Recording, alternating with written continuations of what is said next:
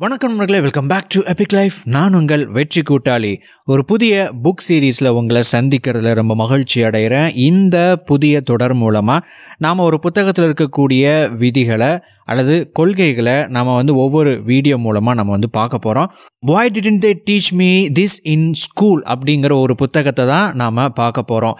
இதை ஏன் என்னுடைய பள்ளிக்கூடத்தில் சொல்லிக் கொடுக்கல அப்படின்னு சொல்லப்படுற, அதாவது பள்ளிக்கூடத்தில் கற்றுக் கொடுக்காத, காலேஜில் கற்றுக் கொடுக்காத முக்கியமான பணத்தை கையாளக்கூடிய விதிகளை, கொள்கைகளை இந்த புத்தகத்தினுடைய ஆசிரியரான கேரி சிஜில் சொல்லியிருக்கிறாங்க. இந்த புத்தகத்தினுடைய ஆசிரியருக்கு நல்ல ஒரு பள்ளிக்கூடத்தில் படிக்கிறதுக்கான வாய்ப்பு கிடைச்சது. அதோடு அவங்க ஊரில் இருந்த டாப் பிஸ்னஸ் ஸ்கூலில் படிக்கிறதுக்கான மிகப்பெரிய ஒரு வாய்ப்பும் கிடைச்சது. ஆனாலும் இந்த புத்தகத்தில் இவங்க சொல்லியிருக்கிற இந்த கொள்கைகள், இந்த பிரின்சிபிள்ஸ் அந்த காலேஜ்லேயோ ஸ்கூல்லையோ சொல்லிக் கொடுக்கப்பட்ட ஒரு விஷயமே கிடையாது. அதனால தான் இந்த புத்தகத்துக்கு இதெல்லாம் ஏன் எங்கள் ஸ்கூலில் சொல்லிக் கொடுக்கறது இல்லை அப்படின்னு டைட்டில் வச்சுருக்கிறாங்க. இந்த புத்தகத்தில் மொத்தமாக ஒரு 99 பிரின்சிபிள்ஸ் இருக்குது. நம்ம முக்கியமான பிரின்சிபிள்ஸையும் அதோட முக்கியமான டேக்அவே சம்மரிஸை மட்டும்தான் நம்ம பார்க்க போகிறோம். சரி வாங்க, ஒவ்வொரு கருத்துக்களாக நம்ம ஒவ்வொரு வீடியோ பதிவில் நம்ம பார்க்க இருக்கிறோம். இது முதலாவது பகுதி. லெசன் 1, மேரி த ஃபைனான்ஷியலி ரைட் பர்சன். நீங்கள் திருமணம் பண்ணிக்கக்கூடிய அந்த நபர் பொருளாதாரம், பணம் சம்மந்தப்பட்ட விஷயத்தில் சரியான ஒரு நபராக இருக்கணும் அப்படின்னு சொல்கிறாங்க. இதுதான் முதல் பாடம். அப்படின்னா பணக்காரங்களாக பார்த்து கல்யாணம் பண்ணிக்கணும் அப்படிங்கிறதோ, அல்லது இந்த ஃபைனான்ஸ் சம்மந்தப்பட்ட எல்லா விஷயங்களையும் கரைச்சி குடித்த ஜீனியஸை கல்யாணம் பண்ணிக்கணும் அப்படின்னு அர்த்தம் கிடையாது. இந்த ஹேபிட்னு ஒன்று இருக்குது இல்லைங்களா, அதாவது இந்த பணம் சம்மந்தமாக ஸ்பெண்டிங் ஹேபிட் அப்படின்னு ஒன்று இருக்குது. எப்படி ஒருத்தங்க பணத்தை செலவு பண்ணுறாங்க அப்படின்னு ஒரு பழக்கம் இருக்குது இல்லைங்களா, இதையெல்லாம் நீங்கள் கவனிக்கணும் அப்படிங்கிறாங்க. பணத்தை பற்றின அவங்களுடைய கருத்து என்ன, பணத்தை பற்றி அவங்க எப்படி என்ன நினைக்கிறாங்க, பணத்தை எவ்வளோ முக்கியமாக அவங்க நினைக்கிறாங்க, பணத்தை எவ்வளோ சேமிச்சிருக்கிறாங்க, அவங்க செலவு பண்ணக்கூடிய அவங்களுடைய பழக்க வழக்கம் எப்படி இருக்குது அப்படிங்கிற விஷயங்களையெல்லாம் நீங்கள் கவனிக்கணும் அப்படின்னு சொல்கிறாங்க.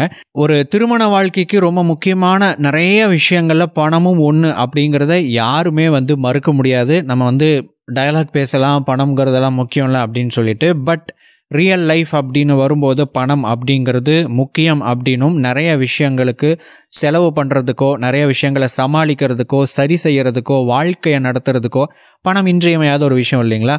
ஸோ அதனால் பணம் சம்மந்தப்பட்ட உங்களுடைய தத்துவத்தை, அதாவது நீங்கள் உங்களுடைய ஃபைனான்ஷியல் கோல் என்ன, நீங்கள் என்ன மாதிரியான ஒரு பொருளாதார இலக்கை அடையணும் அப்படின்னு நினைக்கிறீங்க, அதுக்கு எது மாதிரியான வாழ்க்கை முறை உங்களுக்கு தேவைப்படும் அப்படிங்கிற விஷயங்களை எல்லாம் நீங்கள் உங்களுடைய பார்ட்னர் கூட டிஸ்கஸ் பண்ணணும் அப்படின்னு சொல்கிறாங்க.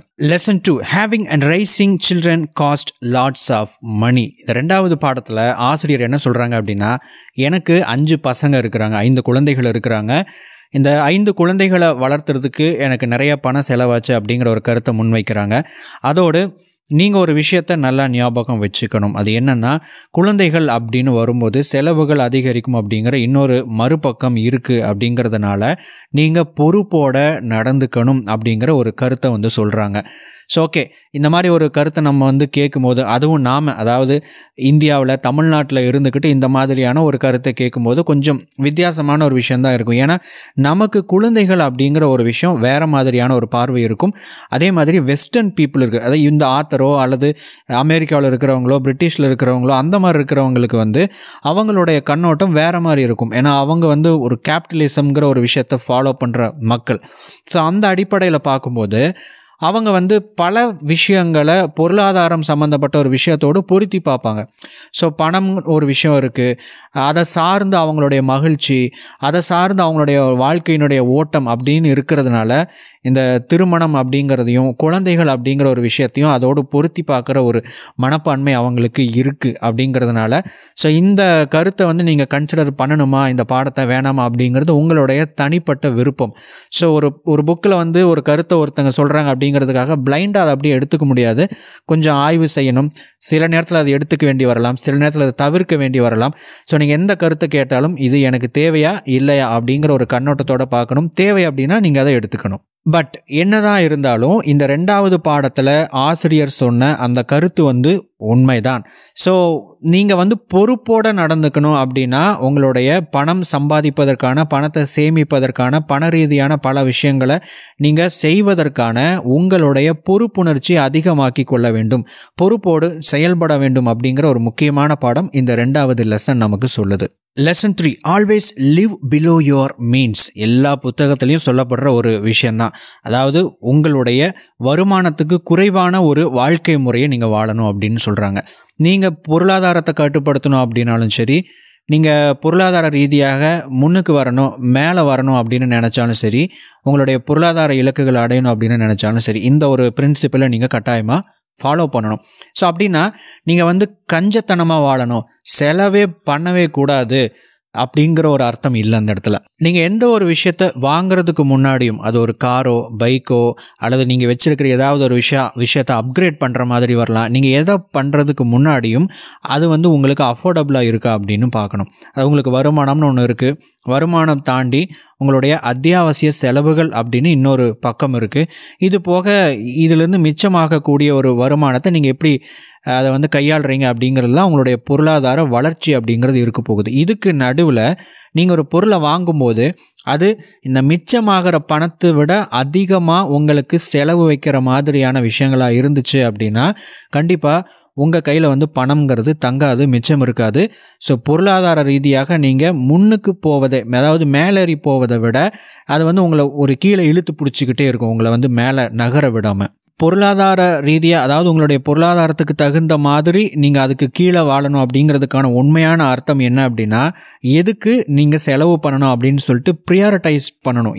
எது முக்கியம், இப்போ எது எனக்கு ரொம்ப முக்கியமான செலவு, இதை பண்ணினா எனக்கு என்ன மாதிரியான ஒரு பெனிஃபிட் கிடைக்கும், எனக்கு என்ன மாதிரியான ஒரு யூஸ் இருக்குது அப்படின்னு சொல்லிட்டு அதை ஆராய்ச்சி பண்ணி அதில் உங்களுடைய பணத்தை போடுறது தான் உங்களுடைய அந்த பொருளாதார நிலைக்கு கீழே வாழ்கிறது அப்படிங்கிறதுக்கான அர்த்தம். Lesson 4, take care of your stuff. ரொம்ப ரொம்ப ரொம்ப முக்கியமான ஒரு பணம் சார்ந்த ஒரு பாடம் அப்படின்னா இதுதான் நண்பர்களே. என்ன அப்படின்னா, உங்கள் கிட்ட இருக்கக்கூடிய அந்த பொருட்களை நீங்கள் பொறுப்பெடுத்து நல்லா பாதுகாக்கணும் அப்படின்னு சொல்ல வராங்க. ஸோ அப்படின்னா என்னென்னா, இப்போ உதாரணத்துக்கு நீங்கள் ஒரு வாடகை வீட்டுக்கு போகிறீங்க அப்படின்னா அதில் அட்வான்ஸ் அப்படின்னு ஒரு விஷயத்த எடுத்துக்குவாங்க இல்லைங்களா? எதுக்காக அப்படின்னா, இன்கேஸ் நீங்கள் வாடகை கொடுக்கல அப்படின்னாவோ, ஏதாச்சும் டேமேஜ் ஆயிடுச்சு அப்படின்னாவோ அந்த பணத்தை வச்சு அதை சரி கட்டுறதுக்காக அட்வான்ஸ்னு ஒரு அமௌண்ட்டை உங்கள் கிட்டேருந்து வாங்கிக்குவாங்க. ஸோ அப்புறம் என்ன பண்ணுவாங்க, வீட்டில் ஆணி அடிக்கக்கூடாது, அது டேமேஜ் ஆகிற மாதிரி சில விஷயங்களை பண்ணக்கூடாது அப்படின்னு சில ரூல்ஸ் போட்டிருப்பாங்க. நீங்களும் என்ன பண்ணுவீங்க, அதை ஃபாலோ பண்ணுவீங்க. இப்போது நீங்கள் ஒரு சொந்தமாக ஒரு வீடு வாங்குறீங்க அப்படின்னு வச்சுக்கோங்க. இந்த இடத்துல நீங்கள் வாடகை வீட்டில் எந்த அளவுக்கு பாதுகாப்பாக அந்த வீட்டை வச்சுக்கிட்டீங்களோ, பராமரிச்சிங்களோ, அதை விட பல மடங்கு அதிகமாக நீங்கள் பராமரிக்கணும். ஏன்னா உங்களுடைய சொந்த காசை போட்டு நீங்கள் அந்த வீட்டை வாங்கியிருக்கிறீங்க அல்லது வீட்டை கட்டி இருக்கிறீங்க. அந்த வீட்டையோ அல்லது வேறு எந்த ஒரு விஷயத்தையும் எடுத்துக்கோங்களேன், ஒரு பைக் ஆகட்டும், கார் ஆகட்டும், அல்லது நீங்கள் எந்த பொருளை பயன்படுத்தினாலும் நீங்கள் அதை சரியாக பராமரிக்காத பட்சத்தில் அதுக்கு ஏதாவது ஒரு ரிப்பேர் வரும்போது அது உங்களுக்கு அதனுடைய செலவு ரொம்ப அதிகமாக வச்சிரும். அப்படிங்கிறதான் இந்த பாடத்தில் சொல்ல வர ஒரு முக்கியமான ஒரு லெசன். உங்களில் பல பேருக்கு இந்த அனுபவம் நடந்திருக்கலாம். நீங்கள் ஒரு காரோ பைக்கோ இல்லை ஏதோ ஒரு பர்டிகுலர் விஷயத்தை நீங்கள் பராமரிக்காதனால அதில் ஏதாவது ஒரு ரிப்பேர் அது அதிகமாக செலவு வச்ச ஒரு அனுபவம் உங்களுக்கு நடந்திருக்கலாம். அதையே நீங்கள் சரியாக ஒரு சர்வீஸ் பண்ணியிருந்தாவோ, சரியாக நீங்கள் அதை மெயின்டைன் பண்ணியிருந்தாவோ அந்த செலவை நீங்கள் தவிர்த்திருக்க முடியும் இல்லைங்களா? ஸோ அதைத்தான் இந்த பாடத்தில் சொல்கிறாங்க. ஸோ உங்கள் கிட்ட இருக்கக்கூடிய பொருட்களை, உங்கள் கிட்ட இருக்கக்கூடிய எல்லா விஷயங்களையும் நீங்கள் சரியாக பராமரிக்கணும். அப்படி பராமரிச்சிங்கனாவே தேவையில்லாத செலவுகளை அது தவிர்த்து விடும். Lesson 5, expand your circle of friends or associates and keep in touch with them. இந்த பாடம் உங்களுடைய பொருளாதாரத்துக்கும் சரி, உங்களுடைய எமோஷ்னலான அந்த விஷயத்துக்கும் சரி ரொம்ப சப்போர்ட்டிவான ஒரு பாடம். நீங்கள் உங்களுடைய நண்பர்கள் அப்படிங்கிற அந்த வட்டாரத்தை பெருசுப்படுத்தணும். அப்போது உங்களுடைய நண்பர்கள் வட்டாரம் அப்படிங்கும்போது உங்கள் கூட படித்தவங்க, உங்கள் கூட ஒன்றா வேலை செஞ்சவங்க, இவங்களை நீங்கள் விட்டுறவே கூடாது. அவங்களோட எப்போவுமே ஒரு டச்சில் இருந்துக்கிட்டே இருக்கணும் அப்படின்னு சொல்கிறாங்க. இந்த புத்தகத்தினுடைய ஆசிரியர் இவங்க படித்த காலகட்டத்தில் இமெயிலோ இன்டர்நெட்டோ அல்லது டெக்ஸ்ட் மெசேஜோ அதெல்லாம் கிடையாது. இப்போ தான் அதெல்லாம் எல்லாமே இருக்குது. அப்படிங்கிறதுனால இதை நீங்கள் பயன்படுத்திக்கோங்க அப்படின்னு சொல்கிறாங்க. அதோடு நீங்கள் அந்த மாதிரி ஒரு நல்ல ரிலேஷன்ஷிப்பை, ஃப்ரெண்ட்ஷிப்பை நீங்கள் மெயின்டைன் பண்ணிக்கிட்டே இருக்கும்போது வருங்காலத்தில் உங்களுடைய நண்பர்கள் எல்லாருமே பொருளாதார துறையில் அல்லது பொருளாதாரம் சார்ந்த விஷயங்கள்ல அவங்களும் மேலே வரும்போது அவங்கக்கிட்ட இருந்து உங்களுக்கு நிறையா பொருளாதாரம் சம்மந்தப்பட்ட ஒரு யோசனைகள், ஐடியாஸ் இதெல்லாமே கிடைக்கும். இப்போ உதாரணத்துக்கு நீங்கள் ஏதாவது ஒரு முக்கியமான டெசிஷன் எடுக்கணும் அப்படின்னா அவங்கக்கிட்ட ஒரு விஷயம் கேட்குறீங்க, ஒரு ஒப்பீனியன் கேட்குறீங்க அப்படின்னா அவங்களுடைய அனுபவத்தில் இருந்தோ அவங்களுடைய நாலேஜில் இருந்தோ ஒரு விஷயத்த சொல்லுவாங்க இல்லையா? இது ரொம்ப ஃப்ரீயான ஒரு விஷயம். ஃப்ரெண்ட் அப்படிங்கும்போது ரொம்ப ஈஸியாக ஒருத்தங்களை அப்ரோச் பண்ண முடியும். ஆனால் நம்ம அந்த கான்டாக்டை விட்டுட்டோம், நம்ம எந்த ஒரு தொடர்புமே இல்லை அப்படின்னா நம்ம யார்கிட்ட போய் கேட்க முடியும்? ஸோ அந்த நண்பர்கள் அப்படிங்கிற அந்த வட்டாரத்தை என்றைக்குமே விட்டுறாதீங்க. ரொம்ப ஒரு க்ளோஸான எல்லா விஷயத்தையும் டிஸ்கஸ் பண்ணக்கூடிய ஒரு உறவு அப்படின்னா அது ஃப்ரெண்ட்ஷிப் தான். ஸோ இந்த ஃப்ரெண்ட்ஷிப் சர்க்கிளை வந்து அதிகப்படுத்திக்கிட்டே போங்க. எப்போவுமே டச்சில் இருந்துக்கிட்டே இருங்க. Lesson 6, you take away more from your first couple of jobs than you give. இந்த பாடம் கொஞ்சம் ஃபிலசாஃபிக்கலானது, கொஞ்சம் ஒரு ஆழமான ஒரு கருத்தையும் சொல்லக்கூடிய ஒரு பாடம் இது. அது என்ன அப்படின்னா, உங்களுடைய முதல் ஒரு 1 or 2 ஜாப்ஸ் இருக்குது இல்லைங்களா, நீங்கள் ஆரம்பத்தில் செஞ்ச அல்லது உங்களுடைய முதல் 2 அல்லது 3 தொழில்கள், வேலைகள் இருக்குது இல்லைங்களா, இது வந்து உங்களுக்கு முக்கியமான அனுபவ பாடங்களை சொல்லி கொடுக்கக்கூடிய ஒரு விஷயம்தான். அதாவது அதுக்கு நீங்கள் கொடுக்கல, அதுதான் உங்களுக்கு அதிகமாக கொடுத்துக்கிட்டு இருக்கு. நீங்கள் நினைக்கலாம், நீங்கள் வந்து ஒரு வேலை செஞ்சுக்கிட்டு இருக்கும்போது அதுலேருந்து நீங்கள் உழைப்பை போட்டு நீங்கள் வருமானத்தை எடுக்கிறதா நீங்கள் நினைக்கலாம். ஆனால் அப்படி இல்லை. அது உங்களுக்கு வருமானத்தையும் கொடுத்து உங்களுக்கு நிறைய பாடங்களையும் கற்றுக் கொடுக்குது. அதுதான் இங்கே உண்மை அப்படின்னு சொல்லிட்டு இந்த புத்தகத்தினுடைய ஆசிரியர் சொல்கிறாங்க. ஒரு விதத்தில் பார்த்தா இதை ஹேண்டில் பண்ணுறதுக்கோ அக்செப்ட் பண்ணிக்கிறதுக்கோ கொஞ்சம் கடினமாக இருக்கிற மாதிரி தெரிஞ்சாலும் அதுதான் உண்மை. ஏன்னா நம்ம ஒரு ஃப்ரெஷராக ஒரு ஆரம்பத்தில் எந்த ஒரு தொழிலை தொடங்கினாலும் எந்த ஒரு வேலைக்கு உள்ளே போனாலும் நம்ம எல்லா விஷயத்தையும் நாம் கற்றுக்கிட்டு எனக்கு தெரிஞ்சு நான் செய்கிறேன் அப்படிங்கிற ஒரு விஷயமெல்லாம் கிடையாது. அங்கே போய் தான் நம்ம நிறைய விஷயங்களை கற்றுக்கிறோம். நாம் கற்றுக்கிறதுக்கு ஒரு வருமானத்தையோ சம்பளத்தையோ நமக்கு வந்து கொடுக்குறாங்க, அல்லது ஒரு வருமானம் எனக்கு கிடைக்குது அப்படிங்கிற மாதிரி நீங்கள் எடுத்துக்கிட்டீங்க அப்படின்னா நிச்சயமாக இது உங்களுக்கு நிறைய பாடங்களை கற்றுக் கொடுக்கும். அதோட ஒரு முக்கியமான கருத்து இந்த பாடத்தில் இருக்குது. அது என்ன அப்படின்னா, உங்களுடைய முதல் ஜாப் அல்லது முதல் தொழில் இருக்குது இல்லைங்களா, அதை வந்து உங்களுடைய காலேஜோட எக்ஸ்டென்ஷன், அதாவது இங்கே காலேஜ் முடித்ததுக்கப்புறமும் கற்றுக்கொள்வதற்கான லேர்ன் பண்ணுவதற்கான இன்னொரு பாட வகுப்பு அப்படின்னு நீங்கள் எடுத்துக்கணும். நிறைய யங்ஸ்டர்ஸ், அதுவும் எஸ்பெஷலி இந்த ஃப்ரெஷர்ஸ் வந்து என்ன நினைப்பாங்க அப்படின்னா, அந்த 9 to 5 ஜாபுக்கு அப்புறம் ஒர்க் பண்ணுறாங்க அப்படின்னா 9 மணிலேருந்து அந்த 5 மணிக்கு மேலே அவங்க வந்து செய்யக்கூடிய அந்த எக்ஸ்ட்ரா வேலைகள் எல்லாத்தையும் வந்து பார்த்துட்டு எனக்கு மட்டும் எல்லா வேலையிலும் கொடுத்துக்கிறாங்க, அவங்கள பாருங்கள் அவங்க அதிகமாக ஒர்க் பண்ணுறது கிடையாது, அவங்க பாட்டுக்கு ஜாலியாக இருக்கிறாங்க, ஆனால் வருமானம் அவங்களுக்கு அதிகமாக கிடைக்குது, சம்பளம் அதிகமாக வாங்குறாங்களே அப்படிங்கிற மாதிரி ஒரு தாட் இருக்கும். பல பேர் இப்படி நினைக்கிறதுனால தான் அவங்களுடைய கெரியரை அவங்க ஸ்பாயில் பண்ணுறாங்களாம். காரணம் என்ன அப்படின்னா, நம்ம ஒரு ஜாபுக்குள்ளே போன உடனே இதுலேயே நம்ம வந்து கடைசி வரைக்கும் நம்ம அப்படியே காலம் தள்ளி நம்ம வருமானத்தை எடுத்து பெரிய ஆள் ஆகணும் அப்படிங்கிறத விட நம்ம வந்து லேர்ன் பண்ணுவதற்கான வாய்ப்பு அப்படின்னு எடுத்துக்கிட்டோம் அப்படின்னா உங்களை எந்த அளவுக்கு ஒரு நிறைய ஒரு பொசிஷனில் நீங்கள் உங்களை வச்சுக்கிறீங்களோ, இப்போ அதாவது எக்ஸ்ட்ரா ஒரு ஒர்க் பண்ணும்போது நிறைய விஷயங்களை வந்து செய்யும் போது அதுலேருந்து நீங்கள் எந்த அளவுக்கு உங்களை நீங்கள் அந்த ஒர்க்கிங் என்விரான்மெண்ட்டுக்குள்ளே நீங்கள் அர்ப்பணிச்சுக்கிறீங்களோ, லேர்ன் பண்ணிக்கிறீங்களோ, அந்த அளவுக்கு உங்களுடைய ஃப்யூச்சர் கேரியருக்கு அது ஹெல்ப் பண்ணும். ஸோ இங்கேருந்து நம்ம இதோட நம்முடைய காலம் முடிஞ்சு போக போகுது அப்படின்னு நீங்கள் நினைக்கிறதுனாலையோ அல்லது இதை தவிர வேறு ஆப்ஷன் இல்லை அப்படின்னு நம்ம நினைக்கிறதுனாலையோ தான் நீங்கள் அந்த லேர்னிங் அப்படிங்கிற ஒரு விஷயத்தை எடுத்துக்கிறது இல்லை. இது வந்து நீங்கள் லேர்ன் பண்ணுறதுக்கான வாய்ப்பு, ஃப்யூச்சர் கேரியர் அப்படிங்கிற ஒரு விஷயத்தை நீங்கள் டெவலப் பண்ணுறதுக்காக இங்கே நீங்கள் லேர்ன் பண்ணிக்கிட்டு இருக்கிறீங்க அப்படிங்கிற மைண்ட் செட்டை வளர்த்துக்கோங்க. நிச்சயமாக உங்களுடைய இந்த ஃபர்ஸ்ட் 1 or 2 ஜாப்ஸ் அல்லது பிஸ்னஸ் அப்படிங்கிற அந்த விஷயம் உங்களுக்கு நிறைய விஷயங்களை கற்றுக் கொடுக்கும். Lesson 7, spend just 1 hour each week learning about personal finance. ஒவ்வொரு நாளும் ஒரு நாளைக்கு குறைந்தபட்சம் 1 மணி நேரமாவது உங்களுடைய அந்த தனிப்பட்ட பர்சனல் ஃபைனான்ஸ், பொருளாதார சம்பந்தப்பட்ட உங்களுடைய அறிவை பெருக்கிக் கொள்வதற்கு நீங்கள் நேரத்தை செலவிடணும். ஸோ அப்படி பண்ணும்போது கிட்டத்தட்ட நீங்கள் ஒரு வருஷத்துக்கு 365 மணி நேரம் ப்ளஸ் ஹவர்ஸை நீங்கள் வந்து உங்களுடைய அந்த ஒரு உழைப்பையும் நீங்கள் உங்களுடைய ஃபோக்கஸையும் உங்களுடைய லேர்னிங்கையும் நீங்கள் போட்டிருக்கிறீங்க. எத்தனை விஷயங்களை லேர்ன் பண்ணிக்க முடியும், எத்தனை விஷயங்களை கற்றுக்கொள்ள முடியும். நீங்கள் நிறைய வேல்யூபிளான மதிப்பு மிக்க கருத்துக்களை, அறிவை நீங்கள் வந்து உள்வாங்கிக்கும் போது உங்களுடைய பொருளாதாரம் எந்த அளவுக்கு வளரும் அப்படின்னு கொஞ்சம் யோசிச்சு பாருங்கள். பெரும்பாலான நபர்கள் செய்யாத ஒரு முக்கியமான ஒரு தவறு என்ன அப்படின்னா இதுதான். பொருளாதாரம் பற்றி அவங்க புதுசாக என்ன இருக்குது அப்படின்னு தெரிஞ்சுக்கிறதுக்கு அவங்க எந்த விதமான முயற்சிகளையும் எடுப்பதே கிடையாது. சரி, எங்கெங்கில் இருந்தால் கற்றுக்கொள்ள முடியும் அப்படின்னு கேட்டிங்கன்னா, இன்டர்நெட், யூடியூப் இருக்குது. இன்டர்நெட்டில் ப்ரௌஸ் பண்ணி நிறைய கேள்விகள் கேளுங்க, நிறைய விஷயங்களை ஆர்டிக்கல் மூலமாக படிங்க. எக்கச்சக்கமான விஷயங்கள் இன்டர்நெட்டில் கொட்டி கிடக்கு. அதுக்கப்புறம் லைப்ரரி, புத்தகங்களை வாங்கி படிக்கலாம், லைப்ரரிக்கு போகலாம். அதோட நீங்கள் இருக்கக்கூடிய நீங்கள் வேலை செஞ்சுக்கிட்டு இருக்கிற அந்த என்விரான்மெண்ட்டில் இருந்து நீங்கள் நிறைய விஷயங்களை கற்றுக்கொள்ள முடியும். ஒரு மென்டாரை வந்து முடிஞ்சால் பிடிங்க. ஸோ இது வந்து எல்லாத்துக்குமே வந்து ப்ராக்டிக்கலி பாசிபிள் இல்லை. எல்லாருமே இந்த ஒரு விஷயத்தை வந்து எல்லா புத்தகத்துலேயும் அச்சடிச்சிடுறாங்க, மென்டாரை பிடிச்சி மென்டார் மூலமாக கற்றுக்கோங்க அப்படின்னு சொல்லிட்டு. எல்லாருக்குமே ப்ராக்டிக்கலாக பாசிபிள் அப்படின்னா பல பேருக்கு இது ப்ராக்டிக்கலி பாசிபிள் இல்லை அப்படின்னு தான் வருது. ஸோ முடிஞ்சால் ஒரு மென்டாரை வந்து பிடிங்க. அப்படி இல்லை அப்படின்னா உங்களுடைய நண்பர்கள் வட்டாரத்துலேருந்து, சொந்தக்காரங்க, உறவினர்கள் வட்டாரத்துலேருந்து யாரோ ஒருத்தங்க இருப்பாங்க இல்லையா, ஒரு ரிட்டையர்டான ஒரு பேங்க் மேனேஜர் இருப்பாங்க. பணம் பற்றி, இன்வெஸ்ட்மெண்ட்டை பற்றி, நிறைய விஷயங்களை பற்றி அவங்ககிட்ட இருந்து நீங்கள் ஒரு அட்வைஸை கேட்கலாம், தெரிஞ்சுக்கலாம். அவங்களுடைய அனுபவத்தை நீங்கள் வாங்கிக்கலாம். உங்களுடைய சொந்தக்காரங்களில், ரிலேஷனில் யாராவது ஒருத்தங்க ஒரு பிஸ்னஸ் பண்ணிக்கிட்டு இருக்கக்கூடிய ஒரு நபராக இருக்கலாம், அல்லது கொஞ்சம் வசதி வாய்ப்புகள், பணம் அதிகமாக வச்சுருக்கிற ஒரு நபராக இருக்கலாம். அவங்கக்கிட்ட அவங்கள பற்றி ஒரு கேஷுவலாக ஒரு டாக்கை ஆரம்பித்து ஈஸியாக வந்து உங்களால் ஒரு கான்வர்சேஷனை கொண்டு போக முடியும். ஈஸியாக அவங்கக்கிட்ட நிறைய கேள்விகளை கேட்க முடியும். ஸோ இந்த மாதிரி இடங்களில் நீங்கள் நிறைய விஷயங்களை கற்றுக்கொள்ள முயற்சி பண்ணணும். அதோடு இப்போது பொருளாதார சம்மந்தப்பட்ட ஏதாவது ஒரு மேகசின் வருதா, பிஸ்னஸ் சம்மந்தப்பட்ட ஒரு மேகசின் வருதா, அதுக்கு சப்ஸ்கிரைப் பண்ணுங்கள், வாங்குங்க. அதில் வந்து படிக்கிறதுல கொஞ்சம் நேரம் செலவு பண்ணுங்கள். இந்த மாதிரி நீங்கள் பண்ண எக்கச்சக்கமான விஷயங்களை நீங்கள் கற்றுக்கொள்ள முடியும். Lesson 8, get rich slowly. இந்த பணக்காரன் ஆகிறாங்க பார்த்தீங்களா, அதில் வந்து 2 கேட்டகரி நீங்கள் வந்து பார்க்கலாம். உடனடியாக இந்த லாட்ரியில் ஜாக்பாட் அடித்து பணக்காரன் ஆகிற ஒரு கேட்டகரி, ஒரு கூட்டம். அது கூட்டம்னு சொல்ல முடியாது, விரல் விட்டு எண்ணக்கூடிய அளவில் தான் இருப்பாங்க. ஏதோ ஒரு ஊரில் அதிசயமாக ஒருத்தரோ மேக்சிமம் இருக்கலாம்.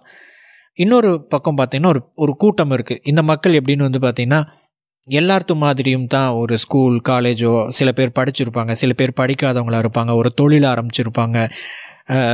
ஆரம்பத்தில் அவனுடைய வருமானம் கம்மியாக இருந்திருக்கும். படிப்படியாக கொஞ்சம் சம்பாதிச்சு பணத்தை சேமித்து பணத்தை எப்படி கையாளணுங்கிற சில விஷயங்களை கற்றுக்கிட்டு, சில அனுபவங்களை கற்றுக்கிட்டு, தொழிலை எப்படி நடத்தணும், அதை எப்படி கையாளணும், அவங்களுக்கு வரக்கூடிய பிரச்சனைகளுக்கான தீர்வுகளை எப்படி கண்டுபிடிக்கணும் அப்படின்னு சொல்லிட்டு ஒவ்வொரு விஷயங்களை படிப்படியாக கற்றுக்கிட்டு அதை செஞ்சு ஒரு கட்டத்தில் ஒரு பெரிய ஒரு நிலைமையை அடைஞ்சிருப்பாங்க இல்லைங்களா. இப்போ நான் உங்ககிட்ட ஒரு கேள்வி கேட்க போகிறேன். உங்களுக்கு தெரிஞ்ச ஒரு பணக்காரரை இப்போது உங்கள் மனசில் ஜஸ்ட் திங்க் பண்ணிக்கோங்க. உங்களுக்கு தெரிஞ்ச பணக்காரனா பில்கேட்ஸ், அம்பானி, ரத்தன் டாட்டான்லாம் போயிடாதீங்க. உங்களுக்கு தெரிஞ்சவராக இருக்கணும். அதாவது நீங்கள் அவரை நேரில் பார்த்துருக்கணும். அது வந்து எங்கே வேணால் இருக்கலாம். நீங்கள் வந்து நேரில் அடிக்கடி அல்லது அதிகமாக பார்த்த ஒரு பணக்காரரை ஞாபகம் வச்சுக்கோங்க. இப்போ அந்த நபர், நம்ம பார்த்தோம் இல்லைங்களா 2 கேட்டகரி. உடனடியாக லாட்ரியில் ஏதோ ஒரு விதத்தில் பணக்காரனான ஒரு குரூப். இன்னொரு குரூப் என்ன அப்படின்னா, படிப்படியாக உழைச்சி நிறைய டைம் எஃபோர்ட் போட்டு அனுபவத்தை வச்சு முன்னேறின இன்னொரு குரூப்பு. நீங்கள் நினச்ச அந்த பணக்காரர் இந்த 2 கேட்டகரியில் எந்த கேட்டகரிக்குள்ளே வராரு?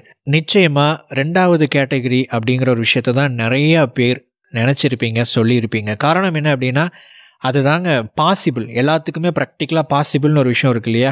ஸோ இந்த ஒரு விஷயந்தான் ஒரு பாசிபிள்.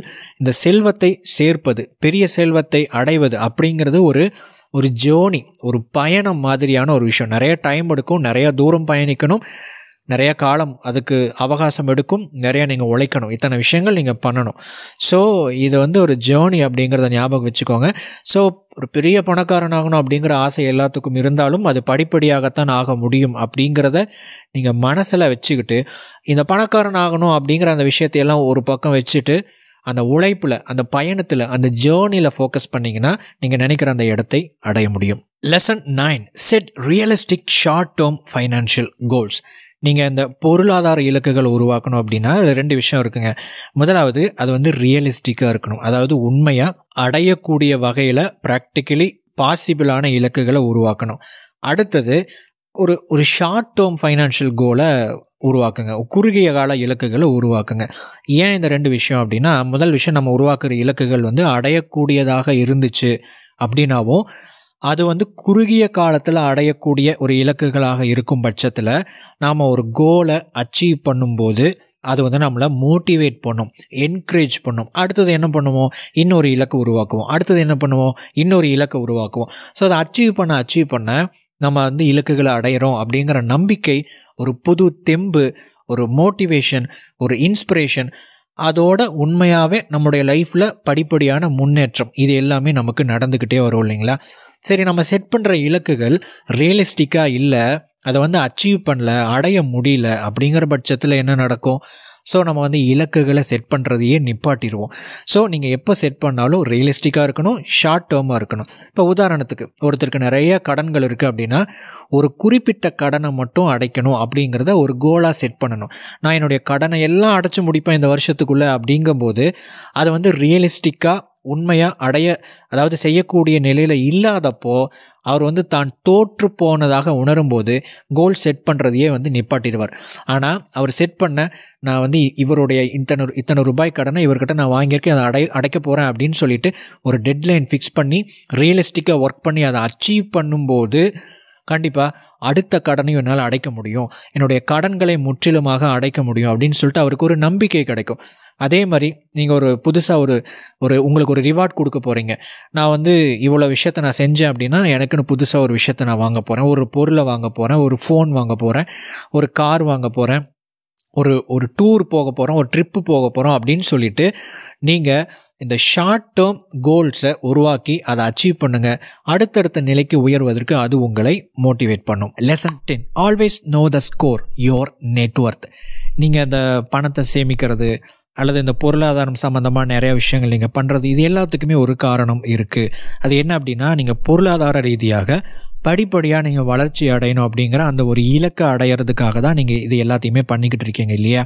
ஸோ நீங்கள் என்ன பண்ணணும் அப்படின்னா, உங்களுடைய ஸ்கோர் என்ன அப்படின்னு நீங்கள் எப்போவுமே தெரிஞ்சு வச்சுக்கணும். இப்போ நீங்கள் ஒருத்தவங்க ஒரு கிரிக்கெட் மேட்ச் பார்க்குறாங்க அப்படின்னு வச்சுக்கோங்க.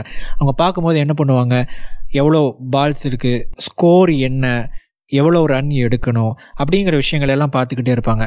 ஆனால் அது எல்லாத்தையுமே ஒரு விஷயத்தோட கம்பேர் பண்ணுவாங்க. எது கூட அப்படின்னா, டோட்டல் ஸ்கோர், இது வரைக்கும் எவ்வளோ ஸ்கோர் பண்ணியிருக்கிறாங்க, எவ்வளோ விக்கெட் போயிருக்கு, எவ்வளோ ஓவர்ஸ் இருக்குது, எவ்வளோ பால்ஸ் இருக்குது, யார் ஆடுறாங்க, இது எல்லாத்தையும் ஒரு விஷயத்தோட கம்பேர் பண்ணுவாங்க, ஸ்கோர். ஸோ ஏன்னா இப்போ நம்ம என்ன ஸ்கோரில் இருக்கிறோம் அப்படிங்கிறத வச்சு இவங்களால் அதை அடிக்க முடியுமா, அடிக்க முடியாதா, அல்லது கொஞ்சம் கஷ்டமாக, ரொம்ப ஈஸியாக அப்படிங்கிறத கணிக்க முடியும். ஸோ உங்களுடைய ஸ்கோர் என்ன அப்படின்னா, உங்களுடைய நெட்வொர்த், நிகர மதிப்பு. உங்களுடைய நிகர மதிப்பு என்ன அப்படிங்கிறத நீங்கள் அடிக்கடி செக் பண்ணிக்கிட்டே இருக்கணும். பொதுவாக வந்து நிறைய பேர் என்ன சொல்லுவாங்க அப்படின்னா, வருஷத்துக்கு ஒருக்கா நீங்கள் அதை செக் பண்ணணும் அப்படிங்கிற மாதிரி சொல்லுவாங்க. ஆனால் இந்த புத்தகத்தினுடைய ஆசிரியர் தான் வந்து மாதத்துக்கு ஒரு முறை இதை வந்து அவர் செக் பண்ணிக்கிட்டே இருப்பாராம். சரி, அது எப்படி பண்ணுறது அப்படின்னா, முதல் விஷயம் ஒரு சிம்பிளான ஒரு ஃபார்முலாங்க. உங்ககிட்ட மொத்தமாக என்னென்ன விஷயங்கள், ஒரு சொத்துக்கள் இருக்குது, பணம் இருக்குது, அது எல்லாத்தையும் நீங்கள் வந்து கணக்கிடணும். இப்போ உதாரணத்துக்கு கையில் எவ்வளோ பணம் இருக்குது, சேவிங் அக்கௌண்ட்டில் எவ்வளோ பணம் இருக்குது, என்னென்ன சொத்துக்கள் இருக்குது, நகைகள் இருக்குது, அதனுடைய மதிப்புகள் எல்லாத்தையும் நீங்கள் வந்து போடணும். அதோட உங்களுக்கு என்னென்ன கடன்கள் இருக்குது, என்னென்ன செலவுகள், எவ்வளோ மாதம் எவ்வளோ செலவாகுது, அந்த செலவுகள், லையபிலிட்டிஸ்ன்னு சொல்லுவாங்க, பொறுப்புகள். இப்போ நீங்கள் வந்து எந்தெந்த விஷயங்கள் உங்களுக்கு பணம் கொடுத்துக்கிட்டு இருக்குது, உதாரணத்துக்கு வீட்டு வாடகை, ஒரு வெஹிக்கிள் வச்சுருக்கிறோம் அப்படின்னா அதுக்கான மெயின்டெனன்ஸ். ஸோ இது எல்லாத்தையும் ஒன்றா கூட்டணும். இப்போது முதல்ல நம்ம கூட்டணும் இல்லைங்களா, உங்ககிட்ட இருக்கக்கூடிய அந்த சொத்துக்கள், இதிலிருந்து இப்போ நீங்கள் ரெண்டாவது ஒரு செட் ஆஃப் உங்களுடைய லையபிலிட்டிஸ் எல்லாம் கூட்டியிருப்பீங்க இல்லையா, கடன்களாகட்டும், செலவுகளாகட்டும், இது எல்லாத்தையும் கழிக்கணும். அப்படி கழிக்கும்போது மிச்சம் எவ்வளோ வருதோ அதுதான் வந்து உங்களுடைய நிகர மதிப்பு. இதை இன்னும் சிம்பிளாக சொல்லணும் அப்படின்னா, ஆசெட் மைனஸ் லையபிலிட்டிஸ். உங்ககிட்ட இருக்கக்கூடிய அந்த சொத்துக்களை, பொறுப்புகள், அதை வந்து நீங்கள் கழிச்சிங்கன்னா உங்களுக்கு கிடைக்கக்கூடியதான் நிகர மதிப்பு. Lesson 11, develop a return budget and evaluate it every single month. நீங்கள் பட்ஜெட் போடணும் அப்படின்னு சொன்ன உடனேயே இது கொஞ்சம் கஷ்டமான ஒரு வேலை மாதிரி தான் உங்களுக்கு தெரியும். உண்மையிலேயே அது கொஞ்சம் கஷ்டமான வேலை தான். நிறைய விஷயங்கள், நிறைய வேலைகளுக்கு மத்தியில் இதையும் கொஞ்சம் மெயின்டைன் பண்ணணும், இதை கணக்கு எடுக்கணும், அப்படிலாம் நிறைய வேலைகள் இருக்கும். பட் இதை வந்து ரொம்ப சிம்பிளாக அட் த சேம் டைம் எஃபெக்டிவாக பண்ணணும் அப்படின்னா அதுக்கு ஒரு சில விஷயங்கள் இருக்குது. சரி, எதற்காக முதல்ல பட்ஜெட்டிங் பண்ணணும் அப்படின்னா அதுக்கான ரீசன், அதற்கான காரணம் சிம்பிளான ஒரு விஷயம். உன்னுடைய வருமானத்தை அதிகரிக்கணும், தேவையில்லாத செலவுகளை குறைக்கணும், பணத்தை வந்து அதிகமாக மிச்சப்படுத்தணும், சேமிக்கணும், முதலீடு பண்ணணும். அப்படிங்கிறதுக்காக தான் நீங்கள் பட்ஜெட்டிங் பண்ணுறீங்க. அதுக்கு நீங்கள் என்ன பண்ணணும் அப்படின்னா, முதல் விஷயம் உங்களுடைய அந்த பட்ஜெட், உங்களுடைய செலவுகள், வருமானத்தை நீங்கள் ட்ராக் பண்ணணும். சிம்பிளாக உங்களுக்கு எவ்வளோ பணம் உள்ளே வருது, எவ்வளோ பணம் வெளியே போகுது, எந்தெந்த விதத்தில் வெளியே போகுது அப்படிங்கிறத முதல்ல நீங்கள் ட்ராக் பண்ணணும், நோட் பண்ணி வைக்கணும். ரெண்டாவது, ஒரு பட்ஜெட் நீங்கள் உருவாக்கணும். இது எப்படின்னா, நீங்கள் அனலைஸ் பண்ணணும். ஓகே, இதெல்லாம் எனக்கு தேவையில்லாத செலவுகள், எது வந்து எனக்கு தேவை, எனக்கு வந்து எதில் மிச்சப்படுத்த முடியும் அப்படின்னு சொல்லிட்டு அனலைஸ் பண்ணிங்கன்னா உங்களுக்கு ஒரு ஐடியா கிடைக்கும். அதுக்கப்புறம் நீங்கள் ஒரு பட்ஜெட் போடணும். அதாவது முக்கியமாக என்னென்ன தேவைகள், எனக்கு என்னென்ன செலவுகள் இருக்குது, என்னென்ன கேட்டகரியில் என்னென்ன செலவுகள் இருக்குது, அந்த செலவுகளுக்கு நான் ஒரு பர்டிகுலர் லிமிட்டை செட் பண்ணி நான் இதுக்குள்ளே நான் வந்து என்னுடைய செலவுகளை முடிச்சுக்க போகிறேன் அப்படின்னு சொல்லிட்டு நீங்கள் அதில் ஈடுபடணும். சரி, இப்படி ஈடுபடும் போது அதனுடைய நோக்கம் என்னவா இருக்கணும் அப்படின்னா, அதிகமான பணத்தை சேமிக்கணும், அதிகமான பணத்தை முதலீடு பண்ணணும், அல்லது வேறு ஏதாவது ஒரு விதத்தில் அந்த பணத்தை கொண்டுட்டு போயிட்டு அதிகப்படுத்துறதுக்கான வழிகளில் ஈடுபடணும் அப்படிங்கிறத அவங்களுடைய ஒரு கோலாக இருந்து இந்த பட்ஜெட்டிங்கை ஃபாலோ பண்ணிங்க அப்படின்னா நிச்சயமாக நீங்கள் படிப்படியாக உங்களுடைய அந்த பொருளாதார இலக்குகளை அடைய முடியும். Lesson 12, give your self an annual financial physical. இது என்ன, இது பேர் கேட்குறதுக்கு கொஞ்சம் வித்தியாசமாக இருக்கும் இல்லைங்களா? இது என்ன அப்படின்னா ரொம்ப சிம்பிளான ஒரு கான்செப்ட் தாங்க. நீங்கள் ஒரு ஃபிசிக்கல் டெஸ்ட் எடுக்க போகிறீங்க, ஒரு ஹெல்த் செக்கப்னு சொல்லுவாங்க பார்த்தீங்களா, மாஸ்டர் ஹெல்த் செக்கப். நமக்கு வந்து என்னென்ன குறைபாடுகள் இருக்குது, என்னென்ன ஃபிசிக்கல் ஹெல்த்தில் உடல் ரீதியான பிரச்சனைகள் வரலாம் அப்படின்னு முன்கூட்டியே கணிப்பதற்காக, தெரிந்து கொள்வதற்காக, இப்போ நம்ம எந்த நிலைமையில் இருக்கிறோம், ஃப்யூச்சரில் என்ன நிலைமை வருங்கிறத தெரிஞ்சுக்கிறதுக்காக ஒரு செக்கப் பண்ணுவோம் இல்லைங்களா? அதே மாதிரி தான் உங்களுடைய பர்சனல் ஃபைனான்ஸில், தனி மனித பொருளாதாரத்தில் உங்களுடைய வரவு செலவுகளில் நீங்கள் இப்போ எந்த நிலைமையில் இருக்கிறீங்க, எதிர்காலத்தில் உங்களுடைய நிலைமை என்னவாக மாறும் அப்படிங்கிறத நீங்கள் தெரிஞ்சுக்கிறதுக்காக செய்யக்கூடிய ஒரு செக்கப். சிம்பிளான ஒரு மேட்டர் தான் அது. இதை செய்கிறதுக்கு உகந்த மாதம் எது அப்படின்னா டிசம்பர். ஏன் அப்படின்னா நம்முடைய பெரும்பாலான பொருளாதார இலக்குகள் அல்லது நம்ம பெரும்பாலும் இந்த ஒரு வருட கணக்குன்னு பார்ப்போம் இல்லைங்களா, ஆனுவலி நம்ம கால்குலேட் பண்ணுவோம் இல்லைங்களா. ஸோ ஜனவரியிலேருந்து நம்ம அதை ஸ்டார்ட் பண்ணுவோம். ஸோ அதனால் நம்ம டிசம்பர் ஒரு வருஷத்தினுடைய முடிவில் இந்த வருஷம் நாம் எப்படி பெர்ஃபார்ம் பண்ணியிருக்கிறோம், நம்ம எப்படி செயல்பட்டு இருக்கிறோம், நம்முடைய வருமானம் எவ்வளவு, நம்முடைய செலவுகள் எவ்வளவு அப்படிங்கிற கணக்கெல்லாம் நமக்கு முதல்ல டீட்டெயில்ஸ் வேணும், டேட்டா வேணும். இது இருந்தால் மட்டும்தான் அதை சரியாக பண்ண முடியும். ஸோ எவ்வளோ செலவுகள் பண்ணியிருக்கிறோம், வருமானம் எவ்வளோ வந்திருக்குது அப்படிங்கிறது நமக்கு தெரியணும். என்னென்ன விதமான சில தவறுகள் நம்ம செஞ்சுருக்கிறோம், எந்தெந்த விதத்தில் பணம் நம்ம கிட்ட அதிகமாக, தேவைக்கும் அதிகமாக, நம்ம வழக்கத்துக்கு அதிகமாக போயிருக்கு அப்படிங்கிற விஷயங்கள் உங்களுக்கு தெரியணும். இந்த தகவல்கள் எல்லாம் உங்களுக்கு கிடைச்சதுக்கப்புறம், தெரிஞ்சதுக்கப்புறம் நீங்கள் என்ன பண்ணணும் அப்படின்னா, நீங்கள் முன்கூட்டியே ஃபோர்காஸ்ட் பண்ணணும். ஃபோர்காஸ்ட்னா இப்போது ஃப்யூச்சரில் என்ன நடக்க போகுதுன்னு கணிக்கிறதுக்கு முயற்சி பண்ணணும். இப்போ உதாரணத்துக்கு 2021 நீங்கள் என்னென்ன விஷயங்கள் பண்ணீங்க அப்படின்னு உங்களுக்கு தெரியும் இல்லைங்களா. உங்களுடைய வரவுகள், செலவுகள், அந்த எல்லா தகவல்களும் எடுத்து வச்சுட்டு 2022 இந்த வருஷம் நீங்கள் எப்படி பெர்ஃபார்ம் பண்ண போகிறீங்க, என்னென்ன விஷயங்கள் பண்ண போகிறீங்க, இதிலிருந்து உங்களுக்கு எவ்வளோ வருமானம் வரலாம், எத்தனை விஷயங்கள் வரலாம் அப்படிங்கிறத கணிச்சிட்டு என்னென்ன விதமான செலவுகள் வரலாம் அப்படிங்கிறதையும் நீங்கள் வந்து கணிக்கணும். ஸோ அப்படி கணிக்கும் போது ரெண்டையும் நீங்கள் கம்பேர் பண்ணணும்.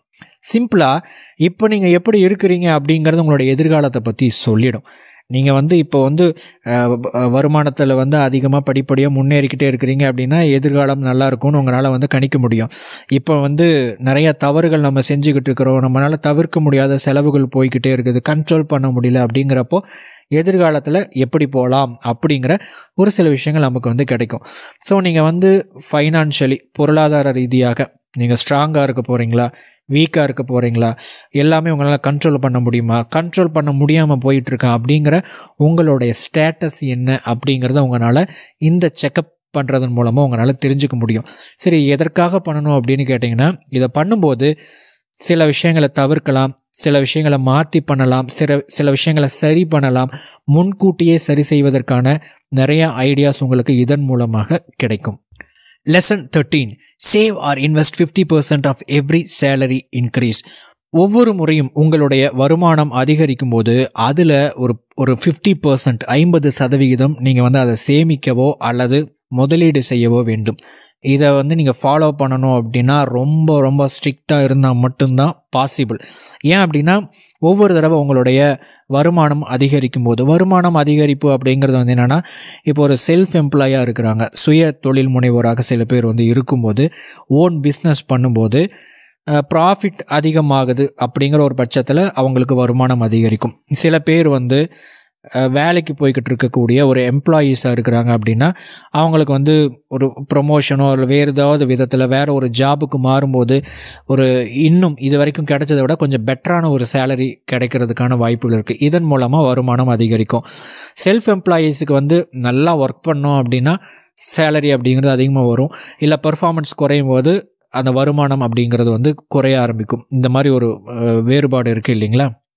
சரி, எப்படி பார்த்தாலும் சரி, ஒவ்வொரு முறை உங்களுடைய வருமானம் ஒரு சாதாரணமாக நீங்கள் எவ்வளோ வாழ்கிறீங்களோ எவ்வளோ செலவு பண்ணுறீங்களோ அது போக அதிகரிக்கும் போது நீங்கள் அதில் இருக்கக்கூடிய ஒரு 50% நீங்கள் சேமிக்கிறதுக்கு முயற்சி பண்ணணும்.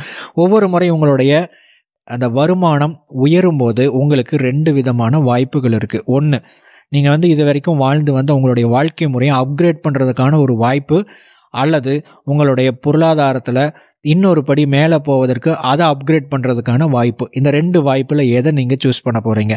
அதிகமாக வருமானம் வரும்போது அதை செலவு பண்ணும்போது நம்முடைய வாழ்க்கையில் கொஞ்சம் சொகுசாக கொஞ்சம் சௌகரியமாக வாழ்வதற்கான வசதி வாய்ப்புகளை ஏற்படுத்திக்கிறது ஒரு பக்கம் இருந்தாலும், இன்னொரு விதத்தில் நீங்கள் உங்களுடைய பொருளாதாரத்தை உயர்த்துவதற்கு அதில் பாதி 50%, அதாவது எவ்வளோ உயர்வோ, ஒரு 50,000 மாத வருமானம்னு வச்சுக்கோங்க, ஒரு 10,000 ரூபாய் அதிகமாக நமக்கு கிடைக்கும் போது அந்த 10,000த்தையும் தூக்கி செலவு பண்ணால் ஓரளவுக்கு ஒரு கம்ஃபர்டபுளாக ஒரு லைஃப் ஸ்டைல் அப்கிரேட் பண்ணுறதுக்கு பதிலாக அதில் ஒரு 50%, அதாவது ஒரு 5,000 ரூபாயை எடுத்து சேமிக்கிறதுக்கோ முதலீடு பண்ணுவதற்கோ நீங்கள் ஒரு முயற்சிகளை எடுக்கும்போது அது உங்களுடைய வாழ்க்கை முறை அல்ல, வாழ்க்கை தரத்தையே மேலே கொண்டு போகும். ஸோ இப்போ இங்கே கேள்வி என்ன அப்படின்னா, உங்களுடைய வாழ்க்கை முறையை, அதாவது லைஃப் ஸ்டைலை நீங்கள் அப்கிரேட் பண்ணுறதுக்கான வாய்ப்பாக அந்த வருமான உயர்வை நீங்கள் எடுத்துக்க போகிறீங்களா, பயன்படுத்த போகிறீங்களா, இல்லை உங்கள் லைஃப்பை அப்கிரேட் பண்ணுறதுக்கான வாழ்க்கையவே முன்னேற்றுவதற்கான அடுத்த படிக்கு கொண்டுட்டு போவதற்கான வாய்ப்பாக நீங்கள் அதை பயன்படுத்திக்க போகிறீங்களா அப்படிங்கிறத கேள்வி. ஸோ வருமானம் உயரும்போது இந்த உயர்வை அதில் 50% சேமிக்கிறதுக்கோ முதலீடு செய்வதற்கோ முயற்சி பண்ணுங்க. Lesson 14. Save 90% of every bonus or non-planned income. உங்களுக்கு ஏதாவது ஒரு போனஸ் அப்படின்னு ஒரு அமௌண்ட் கிடைக்கும்போது, நீங்கள் பிளான் பண்ணாத ஒரு வருமானம் அல்லது பணம் உங்களுக்கு கிடைக்கும்போது அதில் அதிகமாக இவங்க சொல்கிறது 90%, பட் ஒரு லம்பாக நமக்கு ஒரு பணம் கிடைக்குது, ஒரு போனஸ் கிடைக்குது, எதிர்பாராத விதமாக நம்ம எப்போவோ போட்டு வச்ச ஒரு பணம் கிடைக்குது, அது ஏதாவது ஒரு விதத்தில் நமக்கு ஒரு பணம் கிடைக்கும்போது நம்ம என்ன நினைப்போம் அப்படின்னா, அதுக்கு வேட்டு வைக்கிறதுக்கு ஏதாவது ஒரு பிளான் பண்ணிவிடுவோம் இல்லைங்களா, அதுக்கு பதிலாக அதை சேமிக்கிறதுக்கான திட்டங்களை யோசிங்க அப்படின்னு சொல்கிறாங்க. Lesson 15. Always have an emergency fund. எல்லா பொருளாதாரம் சம்மந்தப்பட்ட புத்தகங்களை சொல்கிற ஒரு விஷயந்தான் எமர்ஜென்சி ஃபண்ட். அதாவது உங்களுடைய அவசரகால தேவைகளுக்கு ஒரு குறிப்பிட்ட தொகை பணத்தை நீங்கள் சேமித்து வச்சுக்கிட்டே இருங்க, ஒரு இடத்துல வச்சுக்கோங்க. தேவைப்படும் போது அதுலேருந்து எடுத்து, ரொம்ப எமர்ஜென்சினா எடுத்து செலவு பண்ணுற மாதிரி ஒரு தொகையை வச்சுக்கோங்க அப்படிங்கிறத எல்லாருமே வலியுறுத்திட்டு வரக்கூடிய ஒரு விஷயம். கட்டாயமாக இது நம்ம ப்ராக்டிக்கலாக பார்த்தோம் அப்படின்னா யூஸ்ஃபுல்லான ஒரு விஷயம்தான். Lesson 16. Shop around for discounts on all product and services. எந்த ஒரு பொருளாக இருந்தாலும் சரி அல்லது ஒரு சர்வீஸாக இருந்தாலும் சரி, நல்ல டிஸ்கவுண்ட் எங்காச்சும் கிடைக்குது அப்படின்னா அதை பயன்படுத்திக்கோங்க. இந்த டிஸ்கவுண்ட் அப்படின்னு வரும்போது சில நேரத்தில் பார்த்திங்கன்னா சேல்ஸை அதிகப்படுத்துறதுக்காக, மக்களை ஈர்ப்பதற்காக சில பேர் ரொம்ப ட்ரிக்கியாக சில கடைகள் சில டிஸ்கவுண்ட்ஸ் எல்லாம் கொடுப்பாங்க. அதை தாண்டி உண்மையான சில டிஸ்கவுண்ட்ஸ் சில நேரத்தில் நமக்கு கிடைக்கிறதுக்கான வாய்ப்புகள் இருக்குது. இதை நான் என்னுடைய பர்சனல் லைஃப்பில் நான் சில இடத்துல நான் அதை யூஸ் பண்ணியிருக்கிறேன். பொதுவாக இவ்வளோ % டிஸ்கவுண்ட், இதை வாங்கினா இது ஃப்ரீ அப்படின்னு, 2 வாங்கினா 1 ஃப்ரீ அப்படிலாம் போட்டிருப்பாங்க. மேக்ஸிமம் தேவைப்படும் போது அப்படி டிஸ்கவுண்ட் போட்டுட்டாங்களே அப்படிங்கிறதுக்காக நம்ம போய் வாங்கக்கூடாது. ஏன்னா நிறைய கடைக்காரர்கள் அதை ஒரு இம்பல்ஸை க்ரியேட் பண்ணுறதுக்காக தான் அதை பயன்படுத்துவாங்க, இந்த டிஸ்கவுண்ட் அப்படிங்கிறத. நீங்கள் எப்போவுமே பொருளை வாங்கும்போது இம்பல்சிவாக நீங்கள் வாங்கக்கூடாது. டிஸ்கவுண்ட் போட்டாங்க வாங்கிடலாம், வாங்கினா நமக்கு லாபம் அப்படின்னு வாங்கக்கூடாது. இல்லை, நீங்கள் வாங்கணும் அப்படின்னு நீங்கள் யோசிச்சுக்கிட்டு இருக்கிற சமயத்தில், அல்லது அது உங்களுக்கு தேவை அப்படிங்கிற ஒரு தருணத்தில் டிஸ்கவுண்ட் அப்படிங்கிற ஒரு விஷயம் கிடச்சிதுன்னா அதை பயன்படுத்திக்கோங்க. அப்படி நீங்கள் வாங்கணும் அப்படிங்கிற ஒரு இதில் இருக்கும்போது நீங்கள் டிஸ்கவுண்ட்ஸ் எங்காச்சும் இருக்கா அப்படின்னு சொல்லிட்டு தேடி பாருங்கள். இன்டர்நெட்டை நீங்கள் அதுக்கு ஈஸியாக பயன்படுத்திக்க முடியும். அல்லது வேறு ஏதாவது ஒரு இடத்துல ஒரு டிஸ்கவுண்ட் போட்டிருக்கிறாங்க, பக்கத்தில் உங்கள் ஊர்லேருந்து ஒரு பக்கத்து டவுனில் பக்கத்து சிட்டியில் அதை போட்டிருக்கிறாங்க, ஒரு பெரிய கடையில் ஒரு டிஸ்கவுண்ட் போட்டிருக்கிறாங்க. உங்கள் ஊரில் இருக்கிற ஒரு கடைக்காரர் கூட இந்த மாதிரி டிஸ்கவுண்ட் போட்டிருக்கிறாங்க, நீங்கள் கொஞ்சம் கம்மி பண்ணி கொடுங்க அப்படின்னு சொல்லிட்டு அதில் நீங்கள் கம்மி பண்ணலாம். டிஸ்கவுண்ட் வாங்குறதன் மூலமாக உங்கள் நேரத்தையும் அங்கே ட்ராவலிங் டைமையும் கொஞ்சம் பணத்தையும் மிச்சப்படுத்த முடியும். ஸோ இம்பல்சிவாக டிஸ்கவுண்ட்டை நீங்கள் அணுகக்கூடாது. தேவையின் அடிப்படையில் டிஸ்கவுண்ட் அணுகுனா நிச்சயமாக அது உங்களுக்கு லாபம் தான். Lesson 17. Have a saving versus a spending mindset. உங்களுடைய செலவு செய்யும் அந்த மனநிலையை மாற்றிட்டு சேமிக்கக்கூடிய மனநிலையை நீங்கள் உருவாக்கிக்கோங்க. இந்த புத்தகத்தில் இந்த டாபிக், இந்த கான்செப்ட் வந்து பார்த்திங்கன்னா கொஞ்சம் இம்பார்ட்டண்ட்டாக தெரிஞ்சுது. ஆனால் இதில் ரொம்ப சப்பையாக வந்து முடிச்சுக்கிட்டாங்க. ரெண்டுமே வந்து மைண்ட் செட்டு தாங்க. ஸோ மைண்ட் செட்டை உருவாக்குங்க அப்படிங்கிற மாதிரி முடிச்சுட்டாங்க. இதை படித்ததுக்கப்புறம் எனக்கு சில தாட்ஸ் கிடச்சிது. அதை நான் இங்கே ஷேர் பண்ணிக்கிறேன். ஸோ இது வந்து இந்த புக்ஸில் இல்லாத ஒரு விஷயம். சரி, spending mind set, saving mind set, இது ரெண்டுக்கும் என்ன வித்தியாசம் அப்படின்னு கேட்டிங்கன்னா, நீங்கள் வந்து பணம் அப்படிங்கிறது ஒரு கருவி தான். இதை வந்து ரெண்டு விதமாக நீங்கள் வந்து பயன்படுத்தலாம். ஒன்று, நீங்கள் அதை சேமிக்கிறதுக்கு பயன்படுத்தலாம், செலவு பண்ணுறதுக்கு பயன்படுத்தலாம். ஆனால் உங்களுடைய மைண்ட் இருக்குது இல்லைங்களா, இதை வச்சு நீங்கள் என்னென்ன யோசிக்கிறீங்க, அந்த பணத்தை வச்சு நீங்கள் என்னென்னலாம் யோசிக்கிறீங்க, என்னென்ன திட்டங்களெல்லாம் வச்சுருக்கிறீங்க, இதை வந்து உங்களுடைய திட்டங்கள், உங்களுடைய ஆக்ஷன்ஸ், உங்களுடைய செயல்கள் எல்லாமே அதிகமாக செலவு பண்ணுறதுக்காகவே யோசிக்கிறீங்களா, செலவு பண்ணுறதுக்காகவே செயல்களில் ஈடுபடுறீங்களா, அல்லது சேமிக்கிறதுக்கான சில வழிமுறைகளை நீங்கள் வச்சுருக்கிறீங்களா? இப்போ உதாரணத்துக்கு ஆட்டோமேஷன் அப்படின்னு சில விஷயங்கள் இருக்குது இல்லைங்களா. இப்போ ஆட்டோமேஷனாக ஆட்டோமேட்டிக்காக நம்முடைய அக்கௌண்ட்லேருந்து பணம் போகிற மாதிரி. இப்போ உதாரணத்துக்கு நீங்கள் வந்து ஓடிடி பிளாட்ஃபார்ம்ஸ் இருக்குதுன்னு வச்சுக்கோங்க. அமேசான் இருக்குது, நெட்ஃப்ளிக்ஸ் இருக்குது, என்னென்னமோ இருக்குது. அதுக்கெல்லாம் நீங்கள் வந்து மந்த்லி இவ்வளோ சப்ஸ்கிரைப் பண்ணிருக்கேன்னு சொல்லிட்டு நீங்கள் போட்டு வச்சிட்டிங்கன்னா அந்த மாதம் ஆகும்போது டைரெக்டாக அப்படியே வந்து பணம் போயிடும். இஎம்ஐ ஆப்ஷன்ஸ் எல்லாமே இப்போ வந்து ஆட்டோமேஷன் ஆயிடுச்சு. மந்த்லி இந்த மாதம் இந்த டேட்டில் வந்து நம்முடைய இஎம்ஐயில் ஏதாவது வாங்கியிருந்தோம் அப்படின்னா அந்த பணத்தை வந்து எடுத்துக்குவாங்க. ஸோ இந்த மாதிரி நிறைய விஷயங்கள் ஆட்டோமேஷனில் போயிருக்கு. இன்னொரு விஷயம் இருக்குது, சேவிங்ஸு ஆட்டோமேஷனில் போடலாம். அல்லது நீங்கள் ஏதாவது ஒரு இன்வெஸ்ட் பண்ணுறீங்க அப்படின்னா, மியூச்சுவல் ஃபண்டில் பண்ணுறீங்க அப்படின்னா அதுவும் ஆட்டோமேட்டிக்காக நம்முடைய அக்கௌண்ட்லேருந்து பணம் போகிற மாதிரி ஆப்ஷன்ஸ் எல்லாமே இருக்குது. இப்போ இங்கே கேள்வி என்ன அப்படின்னா, உங்களுடைய எப்படி இருந்தாலும் ஒரு மாதம் நீங்கள் வந்து செலவு பண்ணிக்கிட்டே தான் போகிறீங்க. உங்கள் பாக்கெட்லேருந்து, உங்களுடைய அக்கௌண்ட்லேருந்து பணம் போகத்தான் போகுது. ஆனால் எதுக்கு அதிகமான விஷயங்கள் நீங்கள் ஃபாலோ பண்ணுறீங்க, அதிகமான முக்கியத்துவம் கொடுக்குறீங்க? அது வந்து உங்களுடைய சேவிங்ஸுக்கு போகுதா, முதலீடுகளுக்கு போகுதா, அல்லது செலவுகளுக்கு மட்டும் போகுதா? செலவுகளுக்கு மட்டும் போகுதுங்க. இந்த முதலீடுகளை பற்றி நான் வந்து யோசிக்கவே இல்லை அப்படின்னு நீங்கள் நினச்சிங்க அப்படின்னு நீங்கள் சொல்கிறீங்க அப்படின்னா உங்களுக்கு இருக்கக்கூடியது ஸ்பெண்டிங் மைண்ட் செட். இல்லை, இந்த முதலீடு பண்ணுறதுக்கு, சேவ் பண்ணுறதுக்கும் எனக்கு ஆப்ஷன்ஸ் இருக்குது, நான் அதை ஆல்ரெடி பண்ணிக்கிட்டு இருக்கிறேன், அல்லது புதுசாக பண்ணுறதுக்கான விஷயங்களை யோசிச்சுக்கிட்டு இருக்கிறேன், பிளான் பண்ணிக்கிட்டு இருக்கிறேன் அப்படின்னா உங்களுடைய mind set saving mind set அப்படின்னு அர்த்தம். ஸோ அந்த முதலீடு அல்லது சேமிப்பதற்கான மனநிலையை உருவாக்கிக்கோங்க. நீங்கள் இப்போ எங்கே இருக்கிறீங்க அப்படின்னு கண்டுபிடிங்க. நீங்கள் அதை உருவாக்கக்கூடிய விஷயத்துக்கு போகணும்னா அதை பற்றி நீங்கள் நிறையா ஸ்டடி பண்ணுங்கள், நிறையா கற்றுக்கோங்க, நிறையா தெரிஞ்சுக்கோங்க. என்னென்ன ஆப்ஷன்ஸ் இருக்குது. ஆட்டோமேட்டிக்காக தான் பண்ணணும்னு அவசியம் கிடையாது. நீங்கள் வந்து மேனுவலாகவும் பண்ணலாம். நீங்கள் சேமிக்கிறதுக்கு, முதலீடு பண்ணுறதுக்கு என்னென்ன விதமான முறைகளை நீங்கள் கையாளுறீங்க, என்னென்ன விஷயங்கள் நீங்கள் வச்சுருக்கிறீங்க, எந்தெந்த விதத்தில் அதிகமாக பணம் உங்கள் கிட்டேருந்து வெளியே போகுது, இது எல்லாமே நீங்கள் எந்த மைண்ட் செட்டில் இருக்கிறீங்க அப்படிங்கிறத முடிவு பண்ணும். ஸோ சரியான மைண்ட் செட்டில் இருந்தால் உங்களுடைய பொருளாதாரம் அப்படிங்கிறது வளர்ச்சி அடையும். Lesson 18, don't try to keep up with the Joneses, they are going bankrupt. ரொம்ப ஒரு முக்கியமான ஒரு பாடம் அப்படின்னு சொல்லலாம். ஸோ இது என்ன அப்படின்னா, இப்போது நீங்கள் வாழ்ந்துக்கிட்டு இருக்கிறீங்க, உங்கள் பக்கத்து வீட்டில் உங்களை சுற்றி இருக்கிற உங்களுடைய நண்பர்கள், உறவினர்கள், இவங்களையெல்லாம் நீங்கள் வந்து கவனிக்கிறீங்க. அவங்க எல்லாம் நல்ல ஒரு கார் வச்சுருக்கிறாங்க, நல்ல ஒரு ட்ரெஸ் போடுறாங்க, நல்ல ஒரு நகைகள் வச்சுருக்கிறாங்க, நல்ல ஒரு வீட்டு உபயோக பொருட்களை வாங்கி போட்டுடுறாங்க, எப்படியோ வாங்கி போட்டுடுறாங்க. ஸோ இப்போ அவங்க வாங்கி போடுறாங்க, அதனால் உங்களுக்கு என்ன? கடைசியில் நீங்கள் வந்து பார்த்தீங்க அப்படின்னா ரொம்ப முக்கியமானது நீங்களும் உங்களுடைய குடும்பம் தான் அப்படின்னு வந்து நிற்கும் இல்லைங்களா.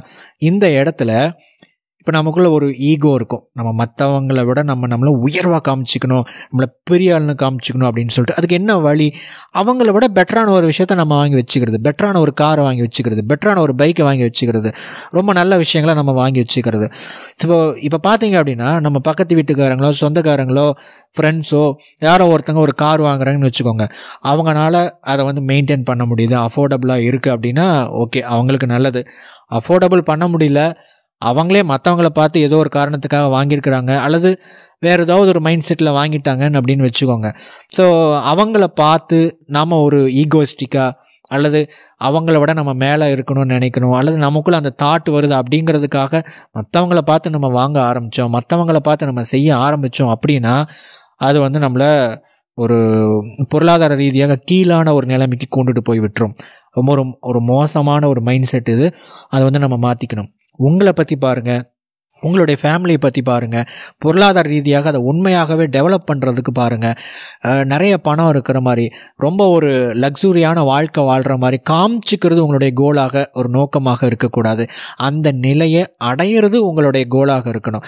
நாமும் நம்மளை சுற்றி இருக்கிறவங்களையும் நாம் நல்ல விதமாக வச்சுக்கிறதுக்கு பணம்ங்கிற ஒரு கருவியை பயன்படுத்துறதுக்கு, அதுவும் ரொம்ப நல்ல விதமாக பயன்படுத்துறதுக்கு என்னென்ன வழிகளோ அதை ரியலிஸ்டிக்காக அடையணும் அப்படிங்கிற ஒரு ரியல் ஆத்தன்டிக் மனநிலையை நீங்கள் வகுத்துக்கிட்டீங்க அப்படின்னா நிச்சயமாக உங்களோட லைஃப் ரொம்ப வேகமாக அப்கிரேட் ஆகும்.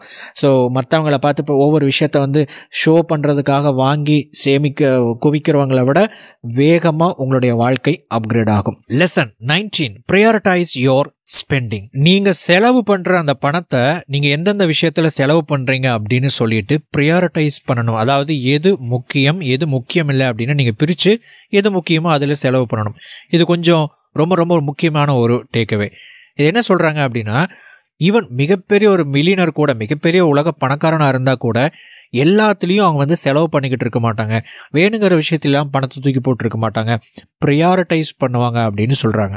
இதை பண்ணுறதுக்கு நீங்கள் முதல் விஷயம் வாண்ட்ஸ் அண்ட் நீட் அப்படின்னு இருக்கு இல்லைங்களா. அதாவது வாண்ட் அப்படின்னா எனக்கு இது வேண்டும் அப்படின்னு சொல்லக்கூடிய விஷயங்கள், நீங்கள் விருப்பப்படுற விஷயங்கள். நீட் அப்படின்னா உங்களுடைய தேவை. இந்த ரெண்டு விஷயங்களையும் முதல்ல நீங்கள் தெளிவாக பிரிச்சிடணும்.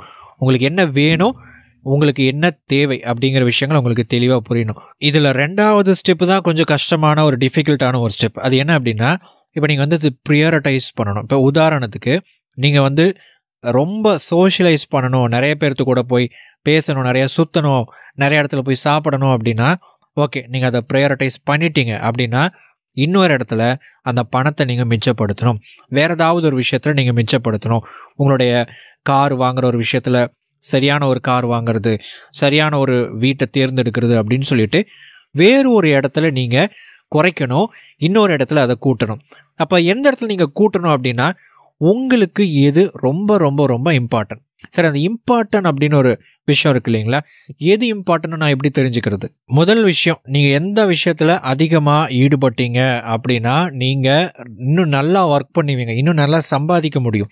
அது முதல் விஷயம். உங்களுடைய தொழில் சார்ந்த சில விஷயங்களாக இருக்கலாம். இப்போ சில பேருக்கு நிறைய ட்ராவல் பண்ணணும் அப்படின்னு இருக்கும். சில பேருக்கு நிறைய பேர்த்து கூட நம்ம நெட்வொர்க்கிங் பண்ணணும் அப்படின்னு சொல்லிட்டு இருக்கோம். ஸோ இந்த மாதிரிலாம் இருக்கும் இல்லைங்களா, அந்த மாதிரி இருக்கிற விஷயங்கள். சில பேருக்கு இந்த மாதிரியான விஷயங்கள் நான் ஃபோக்கஸ் பண்ணேன் அப்படின்னா நான் இன்னும் நல்லா ப்ரொடக்டிவாக ஒர்க் பண்ணுவேன், கொஞ்சம் மைண்டு ரெஃப்ரெஷ் ஆகும் அப்படின்னு சொல்லிட்டு சில விஷயங்கள் இருக்கும். இதைத்தான் நீங்கள் ரொம்ப முக்கியம், ரொம்ப ரொம்ப தேவை அப்படின்னு நீங்கள் எடுத்துக்கணும். ஸோ உங்களுக்கு என்ன தேவை அப்படிங்கிறத முதல்ல கண்டுபிடிங்க. அந்த தேவை அப்படிங்கிற ஒரு விஷயம், அதாவது நம்முடைய உணவு, இருப்பிடம், போடுவதற்கான அந்த ட்ரெஸ்ஸு, இதை தாண்டி நீங்கள் ப்ரொடக்டிவாக இருக்கிறதுக்கு, உங்களுடைய பிஸ்னஸ் ரன் பண்ணுறதுக்கு, நீங்கள் நிறைய சம்பாதிக்கிறதுக்கு எந்த விஷயம் ரொம்ப முக்கியம் அப்படின்னு பாருங்கள். இதை தாண்டி என்ன முக்கியம் அப்படின்னு பாருங்கள். ஸோ இப்படி பார்த்தீங்க அப்படின்னா நீங்கள் எல்லாத்துலேயும் செலவு பண்ண மாட்டீங்க, எல்லாத்துலேயும் உங்களுடைய பணத்தை கொண்டு போய் கொட்டிக்கிட்டு இருக்க மாட்டீங்க. எது முக்கியம் அப்படின்னு கண்டுபிடிங்க. சில நேரத்தில் நீங்கள் முக்கியம் இல்லாத விஷயத்தையும் முக்கியம்னு நினச்சிட்டு பணத்தை நீங்கள் செலவு பண்ணுற மாதிரியான சில விஷயங்கள் இருக்கும். அதை தவிர்க்கிறதுக்கு முயற்சி பண்ணிட்டாவே நீங்கள் சரியான விஷயத்தில் சரியான செலவு செய்யக்கூடிய ஒரு மனிதனாக மாற முடியும். Lesson 20, don't underestimate the cost of ownership. நீங்கள் எந்த ஒரு பொருளை வாங்குறதுக்கு முன்னாடியும், ஓன் பண்ணுறதுக்கு முன்னாடியும் நீங்கள் அதோட ஓனர்ஷிப்னு ஒரு விஷயம் இருக்குது இல்லைங்களா, அதுக்குன்னு ஒரு விலை இருக்குது. அதை நீங்கள் குறைச்சி மதிப்பிடாதீங்க. இப்போ ரிச் டாட் புவர் டாட் புத்தகத்தில் சொல்லியிருப்பாங்க, இந்த காரு, வீடு இதெல்லாம் சொத்துக்கள் அல்ல, பொறுப்புகள், லையபிலிட்டிஸ் அப்படின்னு சொல்லுவாங்க. காரணம் என்ன அப்படின்னா, ஒரு கார் வாங்குகிறோம் அப்படின்னா அந்த கார் நிறையா பணத்தை நம்மக்கிட்ட இருந்து எடுத்துக்கிட்டே இருக்கும் அப்படின்னு ஒரு கருத்தை ராபர்ட் கியோசாக்கி சொல்லியிருப்பார். கிட்டத்தட்ட அதே மாதிரி தான். ஆனால் எந்தெந்த விதத்திலிருந்து நம்மக்கிட்ட இருந்து ஒரு லையபிலிட்டி, ஒரு பொருள் அல்லது ஒரு நம்ம ஓன் பண்ணுற விஷயம் பணத்தை எடுத்துக்கிட்டு இருக்கு அப்படின்னு நமக்கு முன்கூட்டியே தெரிஞ்சுக்கணும்னு இந்த புத்தகம் சொல்லுது. இப்போ உதாரணத்துக்கு நீங்கள் ஒரு கார் வாங்க போகிறீங்க அப்படின்னு வச்சுக்கலாம். நீங்கள் என்னென்ன விஷயங்களை விசாரிப்பீங்க? முதலாவது அந்த காரோட ஆன் ரோட் ப்ரைஸ் என்ன அப்படின்னு விசாரிப்பீங்க. ரெண்டாவது மைலேஜ் என்ன அப்படின்னு விசாரிப்பீங்க. அதை தாண்டி எத்தனை பேர் போகிறோம் வரோம், சேஃப்டி ஃபீச்சர்ஸ் இதெல்லாம் யோசிப்போம் இல்லைங்களா. இதை தாண்டி சில விஷயங்கள் இருக்குது. என்ன அப்படின்னா இன்சூரன்ஸ். ஒவ்வொரு வருஷத்துக்கும் எவ்வளோ இன்சூரன்ஸ் நான் பே பண்ணணும். ஒரு காரோட விலை எந்த அளவுக்கு அதிகமாக இருக்கோ அந்த அளவுக்கு இன்சூரன்ஸ் தொகையும் அதிகமாக இருக்கும். ரெண்டாவது மெயின்டெனன்ஸ். ஒரு காருக்கு கண்டிப்பாக சர்வீஸ் காஸ்ட் எவ்வளோ ஆகுது, அந்த ஸ்பேர் பார்ட்ஸோட காஸ்ட் எல்லாம் எவ்வளோ ஆகுது, அதோடு இந்த ஆயில் சேஞ்ச் பண்ணுறது, அந்த கார் வாஷ் பண்ணணும், அது அப்போ தான் நம்ம வந்து மெயின்டைன் பண்ண முடியும். ஸோ இது எல்லாம் வந்து கால்குலேட் பண்ணி பார்க்கணும். அடுத்தது மைலேஜ். நீங்கள் வாங்குகிற கார் வந்து டீசலாக பெட்ரோலாக இருக்கலாம். ஸோ அது வந்து எவ்வளோ மைலேஜ், நான் எவ்வளோ மந்த்லி வந்து ஓட்ட போகிறேன், எவ்வளோ மைலேஜ் அது கொடுக்க போகுது, எவ்வளோ வந்து எனக்கு வந்து அது பணம் செலவாக போகுது அப்படிங்கிற ஒரு விஷயம். இப்போ டோல்ஸ் யூஸ் பண்ணுறீங்க, நிறையா டோல்ஸ், நான் வந்து ஒரு பைபாஸ் ரோட்டில் போக போகிறேன், டோல்ஸ் அதிகமாக இருக்க போகுது அப்படின்னா அதுக்கு எவ்வளோ சார்ஜ் ஆகும். ஸோ இதுதான் வந்து காஸ்ட் ஆஃப் ஓனர்ஷிப். கம்ப்ளீட்டாக ஒரு வருஷத்துக்கு ஒரு கார் எடுக்கிறீங்கன்னா அந்த எடுத்த தேதியிலேருந்து ஒரு வருஷத்துக்குள்ளே எவ்வளோ பணம் நீங்கள் செலவு பண்ணியிருப்பீங்க. ஜஸ்ட்டு மைலேஜு, ஆன்ரோட் ப்ரைஸ் மட்டும் இல்லை, இதை தாண்டி அது ஏதாவது ஒரு ரிப்பேர் வந்துச்சுன்னா அதுக்கு எவ்வளோ செலவாகும். ஸோ இத்தனை விஷயங்களையும் நீங்கள் வந்து மனசில் கால்குலேட் பண்ணினா மட்டும்தான் காஸ்ட் ஆஃப் ஓனர்ஷிப்பை கம்ப்ளீட்டாக நீங்கள் கால்குலேட் பண்ண முடியும். ஒரு காரை ஓன் பண்ணுறதுக்கான கம்ப்ளீஷன் அப்படிங்கிற ஒரு விஷயம் உங்களுக்கு வந்து கிடைக்கும். அப்போ தான் நீங்கள் சரியான ஒரு பொருளாதார முடிவுகளை நீங்கள் எடுக்க முடியும். ஸோ இப்படி யோசிச்சு பாருங்கள். அடுத்த முறை நீங்கள் எந்த ஒரு விஷயத்தை வாங்குறதுக்கு முன்னாடி நீங்கள் பட்ஜெட் போட்டு வாங்கணும் அப்படின்னா இந்த கருத்துக்களை முன் வச்சு இதை வாங்கினா ஓன் பண்ணுறதுக்கான அந்த காஸ்ட் என்ன அப்படின்னு சொல்லிட்டு யோசிச்சு பாருங்கள். யோசித்து பார்த்ததுக்கப்புறம் அதுக்கு தகுந்த மாதிரி நீங்கள் வந்து பிளான் பண்ணுங்கள். Lesson 21. Determine what everyday products and services are important to you. நீங்கள் அன்றாடம் பயன்படுத்தக்கூடிய பொருட்களோ அல்லது சேவைகளோ ரெண்டில் எதுவோ வேணாலும் இருக்கலாம். அதில் வந்து எந்த மாதிரியான ஒரு சேவை, எந்த மாதிரியான ப்ராடக்ட் உங்களுக்கு ரொம்ப முக்கியம் அப்படிங்கிறத முதல்ல நீங்கள் வந்து புரிஞ்சுக்கோங்க. அதாவது சில பேர் வந்து பார்த்திங்கன்னா ஒரு ஷூ வாங்கணும் அப்படின்னா, ஒரு சட்டை வாங்கணும் அப்படின்னா, நான் வந்து ரொம்ப நல்ல ஒரு பிராண்டடான ஒரு ஷூ தான் வாங்க போகிறேன் அப்படின்னு திங்க் பண்ணுவாங்க. ஆனால் அவங்க ஒரு நாளைக்கு ஒரு அரை மணி நேரம் ஜிம்முக்கு போகும்போது மட்டும் அல்லது வேறு ஏதாவது ஒரு அரை மணி நேரம் வாக்கிங் போவாங்க, அதுக்கு மட்டுமே அந்த ஒரு ஷூ வாங்குவாங்க. நண்பர்களே, ஒரு அரை மணி நேரம் நடக்கிறதுக்கு நாம் வந்து ஒரு ப்ரொஃபஷ்னல் குவாலிட்டியில் இருக்கக்கூடிய ஒரு ரன்னிங் ஷூ வாங்கணும் அப்படிங்கிற ஒரு அவசியம் இல்லை.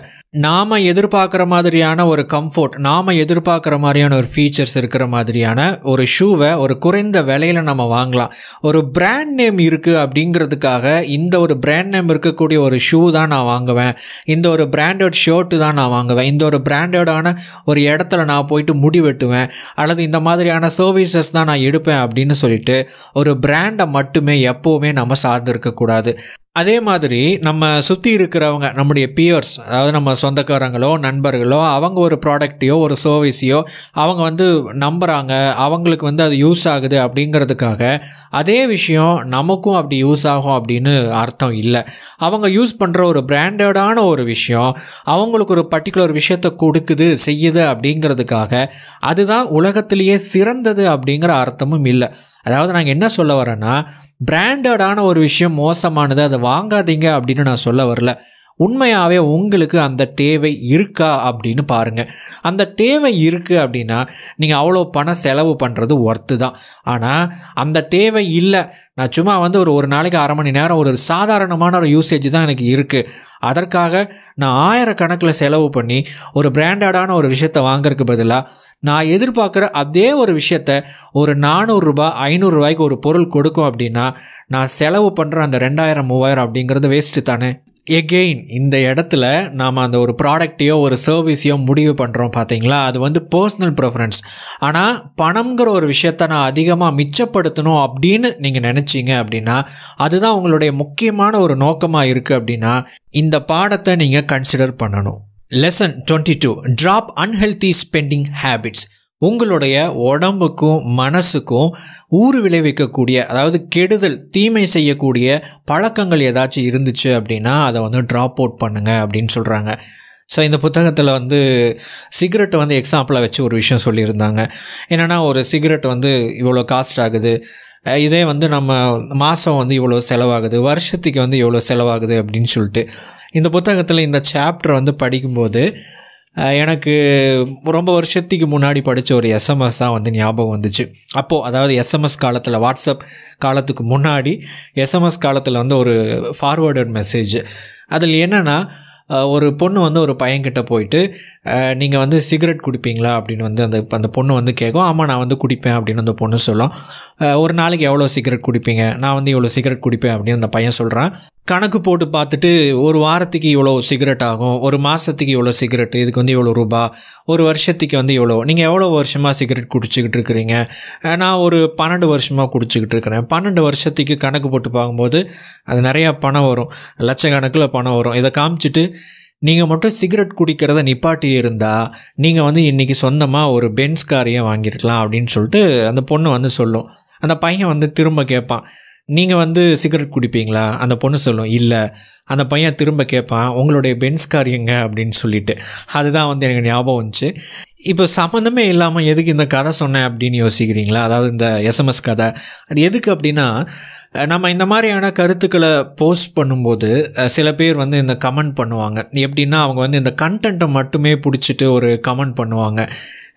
உதாரணத்துக்கு, நம்ம வந்து மற்றவங்களை பற்றி மற்றவங்களுடைய கோணத்திலேருந்து நீங்கள் பார்க்கணும் அப்படின்னு ஒரு போஸ்ட் போட்டோம் அப்படின்னா, மற்றவங்களை பற்றி மட்டுமே யோசிச்சுட்டு இருந்தால் நாம் எப்போ வாழ்கிறது அப்படின்னு ஒரு கமெண்ட்டு. இந்த மாதிரியான கமெண்ட்டெல்லாம் வேடிக்கையாக இருக்கும்.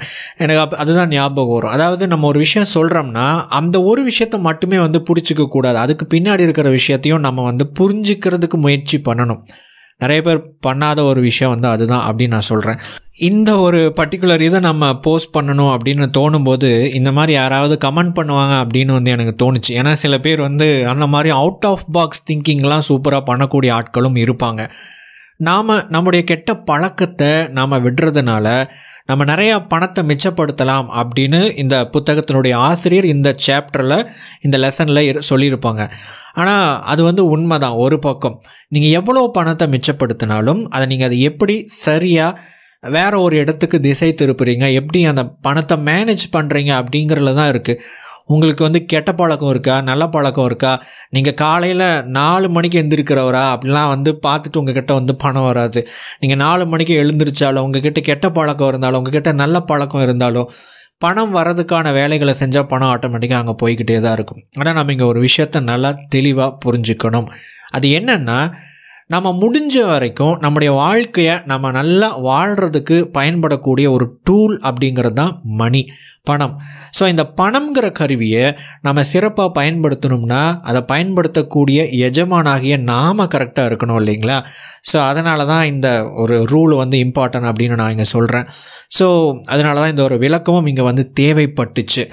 நீங்கள் நல்லா இருந்தால் தான் உங்கள்கிட்ட இருக்கக்கூடிய பணத்தை நீங்கள் சரியாக கையாளணும். உங்களுடைய கெட்ட பழக்கத்தை விடுறதுனால நீங்கள் கோடீஸ்வரன் ஆக போகிறது இல்லை. ஆனால் நீங்கள் கோடீஸ்வரன் ஆகி உங்களுடைய கெட்ட பழக்கத்தினால உங்களுடைய உடம்போ மனசோ கெட்டு போயிருந்தால் அந்த பணத்தை வச்சு உங்களால் என்ன பண்ண முடியும்? எதுவும் அனுபவிக்க முடியாது. நீங்களும் நல்லா இருக்கணும், உங்கள்கிட்ட இருக்கிற பணமும் அதிகரிச்சுக்கிட்டே இருக்கணும். அதை வச்சு நீங்கள் நிறையா நல்ல விஷயங்களை செஞ்சு வாழ்க்கையை நல்லா அனுபவிக்கணும். அதுக்காண்டி உங்கள்கிட்ட இருக்கக்கூடிய அந்த கெட்ட பழக்கங்களை நீங்கள் விடணும். Lesson 23. Pay all your bills on time every single month. உங்களுக்கு வர பில்ஸ் இருக்குது இல்லைங்களா, அதாவது நீங்கள் வந்து கட்டாயமாக நீங்கள் வந்து இந்த பணத்தை செலுத்தியே ஆகணும் அப்படின்னு சொல்லக்கூடிய விஷயங்கள். இப்போ உதாரணத்துக்கு இபி பில் இருக்குது அப்படின்னா இபி பில்லை வந்து நம்ம செலுத்தணும். சில பேருக்கு வந்து இன்சூரன்ஸ் அப்படிங்கிற ஒரு விஷயம் இருக்கும். சில பேருக்கு வந்து வெஹிக்கிள்ஸ் வச்சுருக்கிறாங்க அப்படின்னா அதுக்கான ஒரு இன்சூரன்ஸ் அல்லது அதுக்கான மெயின்டெனன்ஸ்க்கான தொகை. சில பேர் வந்து இந்த கிரெடிட் கார்டு பயன்படுத்துவாங்க. கிரெடிட் கார்டு பயன்படுத்துறதுனால அவங்க மாதம் மாதம் அந்த தொகையை வந்து செலுத்த வேண்டியது இருக்கும். இந்த மாதிரி உங்களுக்கு வரக்கூடிய அந்த பில்ஸ் இருக்குது இல்லைங்களா, இதை வந்து அந்த சரியான நேரத்தில் கட்டி முடிச்சிடுங்க. அதை வந்து தள்ளி போட்டுக்கிட்டே இருக்காதீங்க. அல்லது ஏதோ ஒரு சோம்பேறித்தனத்தினால ஒரு பர்டிகுலர் பில்லை வந்து பே பண்ணுறதுக்கு தவிர்க்கிறதுக்கு முயற்சி பண்ணாதீங்க. அப்படி பண்ணுறதுனால சில சர்வீசஸில் இருந்து எக்ஸ்ட்ரா ஒரு ஃபைன் அமௌண்ட் மாதிரி போடுவாங்க, அல்லது வேறு ஏதாவது சில தொந்தரவுகள் வரலாம் அப்படின்னு வச்சுக்கோங்களேன். இந்த மாதிரியான தொந்தரவுகள், இந்த மாதிரியான விஷயங்களை நீங்கள் தவிர்க்கணும் அப்படின்னு இந்த பாடம் வந்து சொல்லுது. இது வந்து பணத்தை மிச்சப்படுத்துறதுக்கு அப்படிங்கிறத தாண்டி உண்மையாகவே நாம் வந்து பணத்தை எந்த அளவுக்கு கையாளுறோம் அப்படிங்கிற அந்த ஒரு பர்டிகுலர் விஷயம் இருக்குது இல்லைங்களா, அந்த மைண்ட் செட் இருக்குது இல்லைங்களா, அந்த மனநிலைக்கான ஒரு பாடமாகத்தான் நான் இதை பார்க்குறேன். அதாவது உண்மையாகவே பணம் சார்ந்த விஷயங்களை நம்ம ரொம்ப ரொம்ப ரொம்ப மதிப்பு கொடுக்கக்கூடிய ஒரு நபராக இருக்கிறோம் அப்படின்னா இந்த பணம் சம்மந்தப்பட்ட விஷயங்களில் நம்ம ரொம்பவே சீரியஸாக இருப்போம்.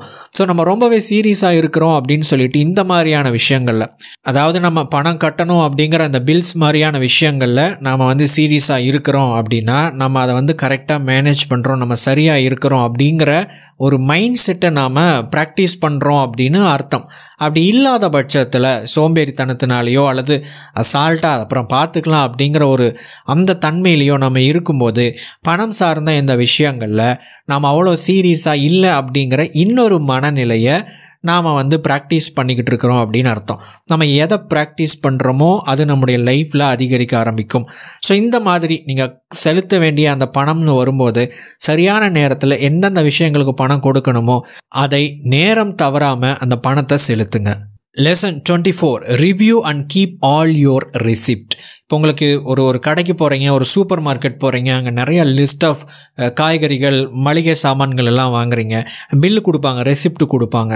அந்த ரெசிப்ட் அமௌண்ட் எவ்வளோ பார்த்துட்டு உடனே பணம் கொடுக்காதீங்க. ஒரு கிளான்ஸ் பாருங்கள், எல்லாத்துக்கும் சரியான ஒரு விலை போட்டிருக்கா. நம்ம ஒரு துணி கடைக்கு போகிறோம், எந்த கடைக்கு போனாலுமே நம்ம ஒரு நகை கடைக்கு போகிறோம், அதோட வெயிட் என்ன, இன்றைக்கான கோல்டு ரேட் என்ன, சில்வர் ரேட் என்ன, இந்த வெயிட்டுக்கும் அதுக்கும் கரெக்டு தானா, எவ்வளோ செய்கூலி போட்டிருக்காங்க, என்னென்ன விஷயங்கள் இருக்குதுன்னு சொல்லிட்டு நீங்கள் அந்த ரெசிப்டை படிக்கிறதுனால ஒரு பொருட்களையோ வாங்கும்போது தேவையில்லாமல் ஏமாந்து எக்ஸ்ட்ரா பணம் கொடுக்கறதையோ அல்லது எக்ஸ்ட்ராவாக அவங்க ஏதாவது சில பிளான் பண்ணி போட்டிருக்கிற அந்த பணத்தை உங்களால் முன்கூட்டியே தவிர்க்கிறதுக்கு ஏதுவான ஒரு விஷயமாக இருக்கும். ஸோ இந்த ரெசிப்ட்டுங்கிற ஒரு விஷயத்தில் கொஞ்சம் ஃபோக்கஸ் பண்ணுங்கள். என்னென்ன விஷயங்கள் இருக்குது அப்படின்னு கவனிக்க ஆரம்பிங்க. Lesson 25, buy a car that fits in your current budget. நீங்கள் ஒரு வெஹிக்கிள் வாங்கணும்னு நினைக்கிறீங்க, ஒரு காரோ ஒரு பைக்கோ வாங்கணும் அப்படின்னு நினைக்கிறீங்க. இப்போ எல்லாமே ஒரு இஎம்ஐ ஆப்ஷன் அப்படின்னு வந்துட்டதுனால ஒரு டவுன் பேமெண்ட்னு ஒரு அமௌண்ட் இருக்கும். அந்த அமௌண்ட்டை மட்டும் நம்ம பே பண்ணிட்டோம் அப்படின்னா நம்ம ஒரு காரை ஓன் பண்ணலாம் அப்படிங்கிற ஒரு ஆப்ஷன் வந்ததுனால இன்றைக்கி பெரும்பாலும் நிறையா பேர்னால் அந்த காரையோ பைக்கையோ வாங்க முடியுங்கிற ஒரு சிச்சுவேஷன் உருவாயிருக்கு. ஒரு பக்கம் பார்த்தா இதில் சில நன்மைகள் இருக்குது, இன்னொரு பக்கம் பார்த்தா கண்மூடித்தனமாக, அதாவது நம்மளால் கையாள முடியாத ஒரு பட்ஜெட் இருக்கக்கூடிய ஒரு வாகனத்தை நம்ம வாங்கக்கூடிய இன்னொரு அபாயகரமான ஒரு விஷயமும் இதுக்கு பின்னாடி இருக்குது. அதாவது இப்போ இருக்கிற உங்களுடைய கரண்ட் சிச்சுவேஷனுக்கு தகுந்த மாதிரியான ஒரு வெஹிக்கிளை வாங்கணும். அந்த வாகனத்தோட விலை, அதாவது ஆன் ரோட் ப்ரைஸ் எவ்வளோ அப்படிங்கிறத தாண்டி நம்ம பே பண்ணக்கூடிய இஎம்ஐ, அதுக்கு நம்ம பண்ணக்கூடிய அந்த சர்வீஸ் சார்ஜ், இது எல்லாத்தையுமே மொத்தமாக நம்ம கால்குலேட் பண்ணும்போது இது நம்முடைய பட்ஜெட்டுக்குள்ளே வருதா, அதாவது நம்முடைய வருமானத்துக்கும் நம்முடைய செலவுக்கும் போக மிச்சம் இருக்கக்கூடிய அந்த கார் அந்த பைக் அப்படின்னு சொல்லிட்டு வாகனத்துக்குன்னு நம்ம தனியாக ஒதுக்கி இருக்கிறோம் பார்த்தீங்களா, அந்த ஒரு பட்ஜெட்டுக்குள்ளே இந்த ஒரு வாகனம் ஃபிட் ஆகுதா அப்படின்னு பார்த்துட்டு வாங்குங்க. அப்படி இல்லைன்னா வெயிட் பண்ணிவிட்டு வாங்குங்க. இப்படி பண்ணுறதுனால நீங்கள் ஒரு வாகனத்தை வாங்கி அதை பணம் சம்மந்தப்பட்ட விஷயத்தில் நம்ம திணறடிக்கிற மாதிரியான ஒரு சிச்சுவேஷனை தவிர்க்கிற மாதிரியான ஒரு பாடம் தான் இந்த பாடம். Lesson 27, negotiate everything. எல்லா விஷயத்துலையும் நீங்கள் பேரம் பேசணும். நீங்கள் ஒரு பொருள் வாங்க போகிறீங்க அப்படின்னா கடைக்காரங்களோ அல்லது ஒரு டீலர்ஷிப்லேயோ ஒரு சேல்ஸ்மேனோ சொல்லக்கூடிய அந்த விலையை அப்படியே கொடுத்துடாமல் அந்த விலையில இருந்து கொஞ்சம் குறைக்கிறதுக்கு முயற்சி பண்ணுங்கள். கண்டிப்பாக நீங்கள் பேரம் பேசும்போது அவங்க அவங்களுக்கு ஒரு பெஸ்ட்டான ஒரு ப்ரைஸ் வேணும் அப்படிங்கிறதுல ஒரு சேல்ஸ்மேன் கண்டிப்பாக நிற்பார். ஒரு கடைக்காரர் அவருடைய கோலே அதிகமான விலையில் விற்கணும், மேக்ஸிமம் ரீட்டைல் ப்ரைஸ் எவ்வளவோ அதை உங்கள் தலையில் கட்டணும் அப்படிங்கிறது அவருடைய கோலாக இருக்கும். உங்களுடைய கோல் என்னவாக இருக்கும் அப்படின்னா அந்த மேக்ஸிமம் ரீட்டைல் ப்ரைஸ்லேருந்து நம்ம கொஞ்சம் கம்மி பண்ணணும், கொஞ்சம் காசை மிச்சம் பண்ணணும் அப்படிங்கிறது உங்களுடைய கோலாக இருக்கும்.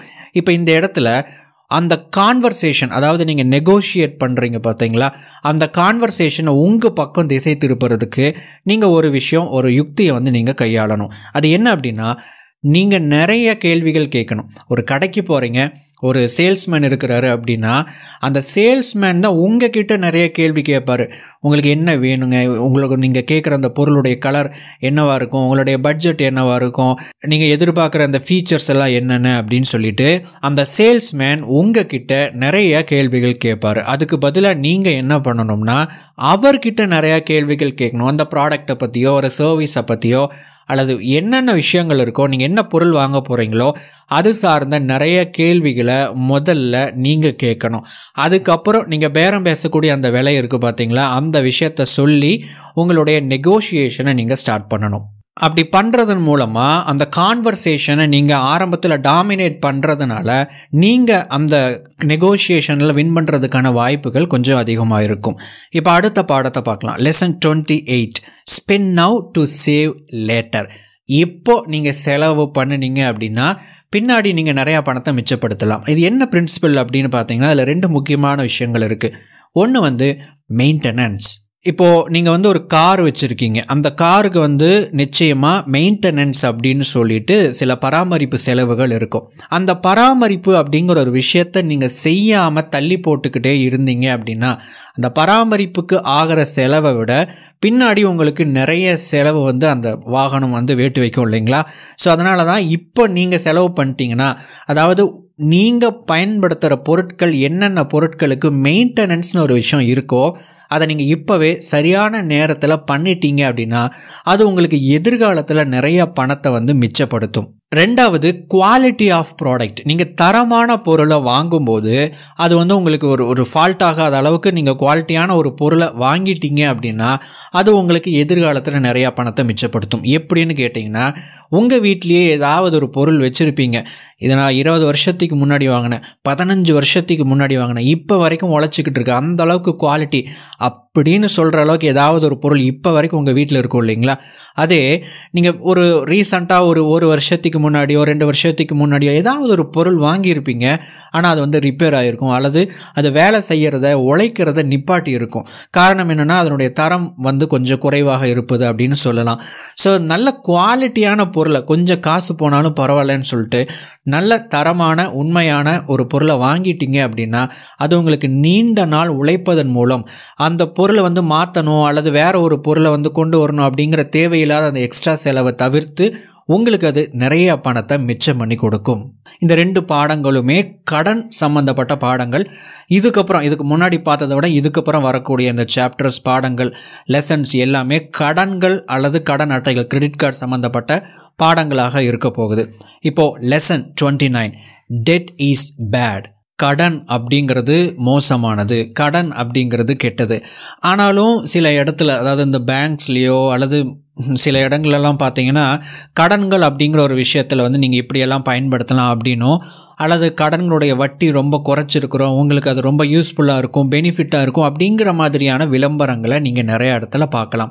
இதை பார்க்கும்போது பரவாயில்லையே, இதை நம்ம யூஸ் பண்ணலாமே அல்லது இது பெனிஃபிஷியலாக இருக்கும் போல் இருக்குது அப்படின்னு நீங்கள் நினச்சிங்கன்னா அது தவறு. அதாவது ஒரு எமர்ஜென்சிக்கு கடன் வாங்குறது அந்த மாதிரியான விஷயங்கள் ஓகே, வேறு வழி இல்லை, பணம் இல்லை அப்படின்னா என்ன பண்ண முடியும், கடன் வாங்கி தானே ஆகணும், அது வேறு. அங்கே நம்ம இந்த விஷயத்தை பற்றி பேசல, கடன் தப்பு அப்படின்னா அந்த இடத்துக்கு பொருந்தாது. ஆனால் ஜென்ரலாக நம்ம லைஃப்பை வாழ்கிறதுக்கு, ரன் பண்ணுறதுக்கு அல்லது நமக்கு தேவையான பொருட்களை வாங்கிறதுக்கு என்ன பண்ணுவோம் அப்படின்னா கடன் அப்படிங்கிற ஒரு விஷயம் நல்லது அப்படிங்கிற மாதிரியான ஒரு கருத்தை வந்து கொண்டுட்டு வர்றாங்க. யார்? இந்த கடன் கொடுக்கக்கூடிய நிறைய நிறுவனங்கள், இன்க்ளூடிங் பேங்க்ஸ் அப்படிங்கிறது.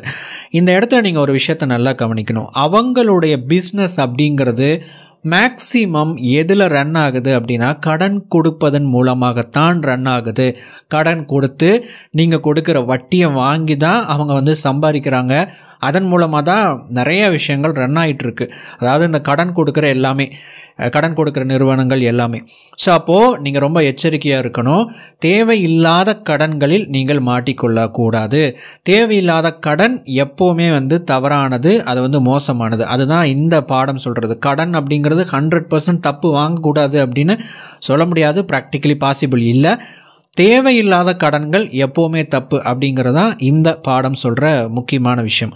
இப்போது அடுத்த பாடத்தை பார்க்கலாம். Lesson 30, if you are in debt get rid of it quickly. நீங்கள் கடனில் இருந்தீங்க அப்படின்னா உடனடியாக நீங்கள் வெளியே வரணும்.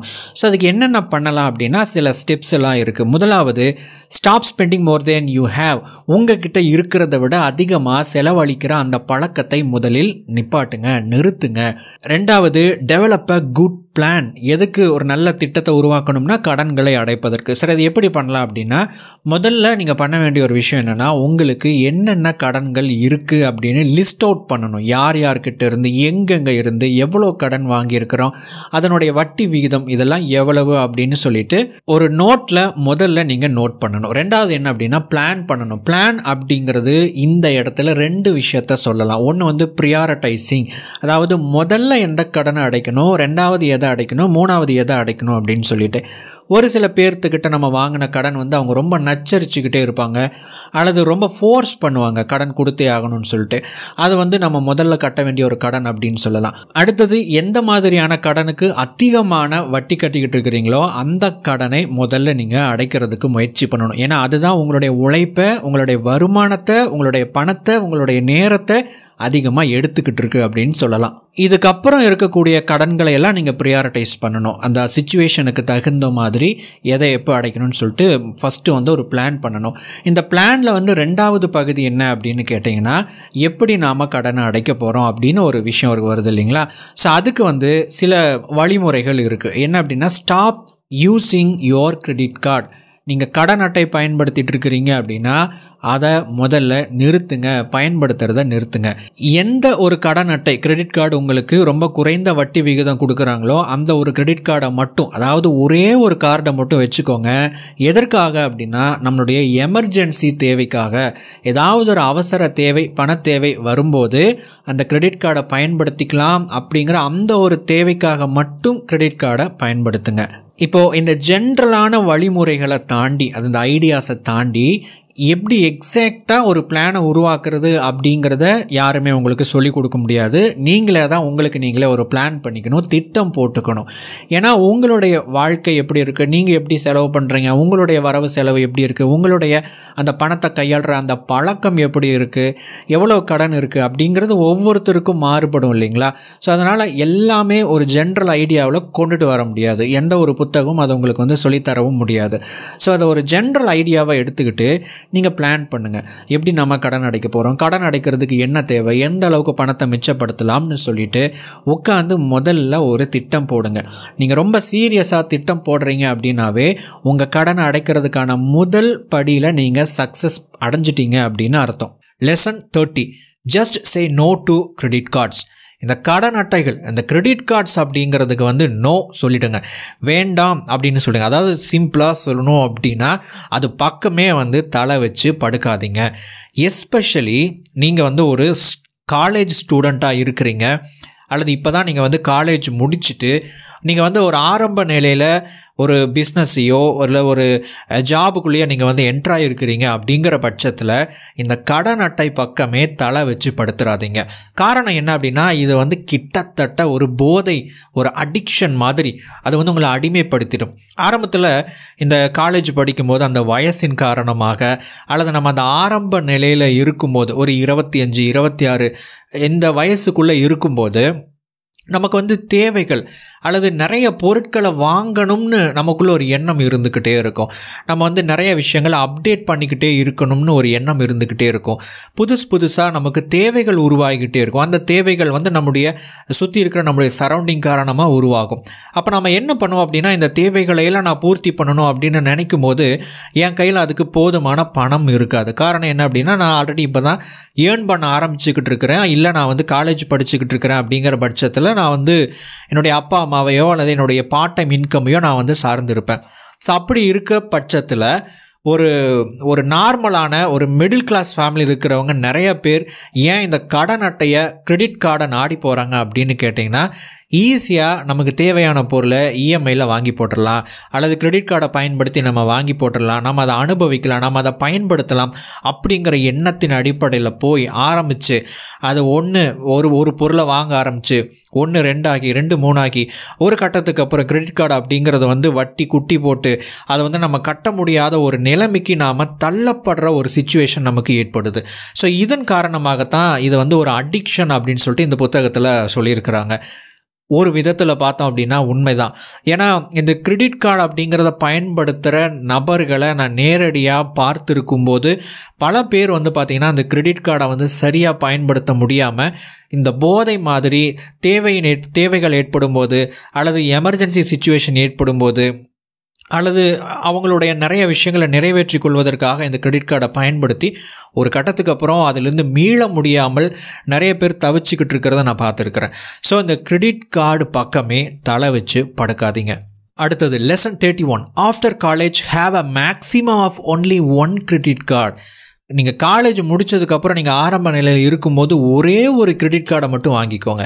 என்னடா அது ஆரம்பத்தில் வந்து கிரெடிட் கார்டு பக்கமே தலை வச்சு படுக்காதீங்க அப்படின்னு சொல்லிட்டு அடுத்தது வந்து பார்த்தீங்கன்னா கிரெடிட் கார்டு வந்து ஒன்றே வாங்குங்க அப்படின்னு சொல்கிறதுக்கான காரணம் என்ன அப்படின்னா, உங்களுக்கு தேவை ஏற்பட்டால், அதாவது இந்த கிரெடிட் கார்டை எப்படி பயன்படுத்தணும் அப்படிங்கிறத சரியாக புரிஞ்சுக்கிட்டு சரியாக தெரிஞ்சுக்கிட்டு அதுக்கப்புறம் உண்மையாகவே இந்த கிரெடிட் கார்டை உங்களால் உங்களுடைய தேவைக்கு சரியாக பயன்படுத்த முடியும் அப்படிங்கிற ஒரு கான்ஃபிடென்ட் வந்ததுக்கப்புறம், ஓவர் கான்ஃபிடென்ட் கிடையாது, தவறான நம்பிக்கை கிடையாது, சரியான ஒரு கான்ஃபிடென்ட் இருக்கும் பார்த்தீங்களா, அந்த நிலையில் உங்களுடைய ஃபைனான்ஷியல் ஸ்டேட்டில் நீங்கள் ஒரு அளவுக்கு நீங்கள் டெவலப் ஆகிட்டு இருக்கும்போது அதுக்கப்புறம் நீங்கள் என்ன பண்ணலாம் அப்படின்னா ஒரு கிரெடிட் கார்டை நீங்கள் பயன்படுத்தலாம். அதுவும் உங்களுக்கு தேவைப்பட்டால் ஒரே ஒரு கிரெடிட் கார்டோடு நிப்பாட்டிக்கணும்.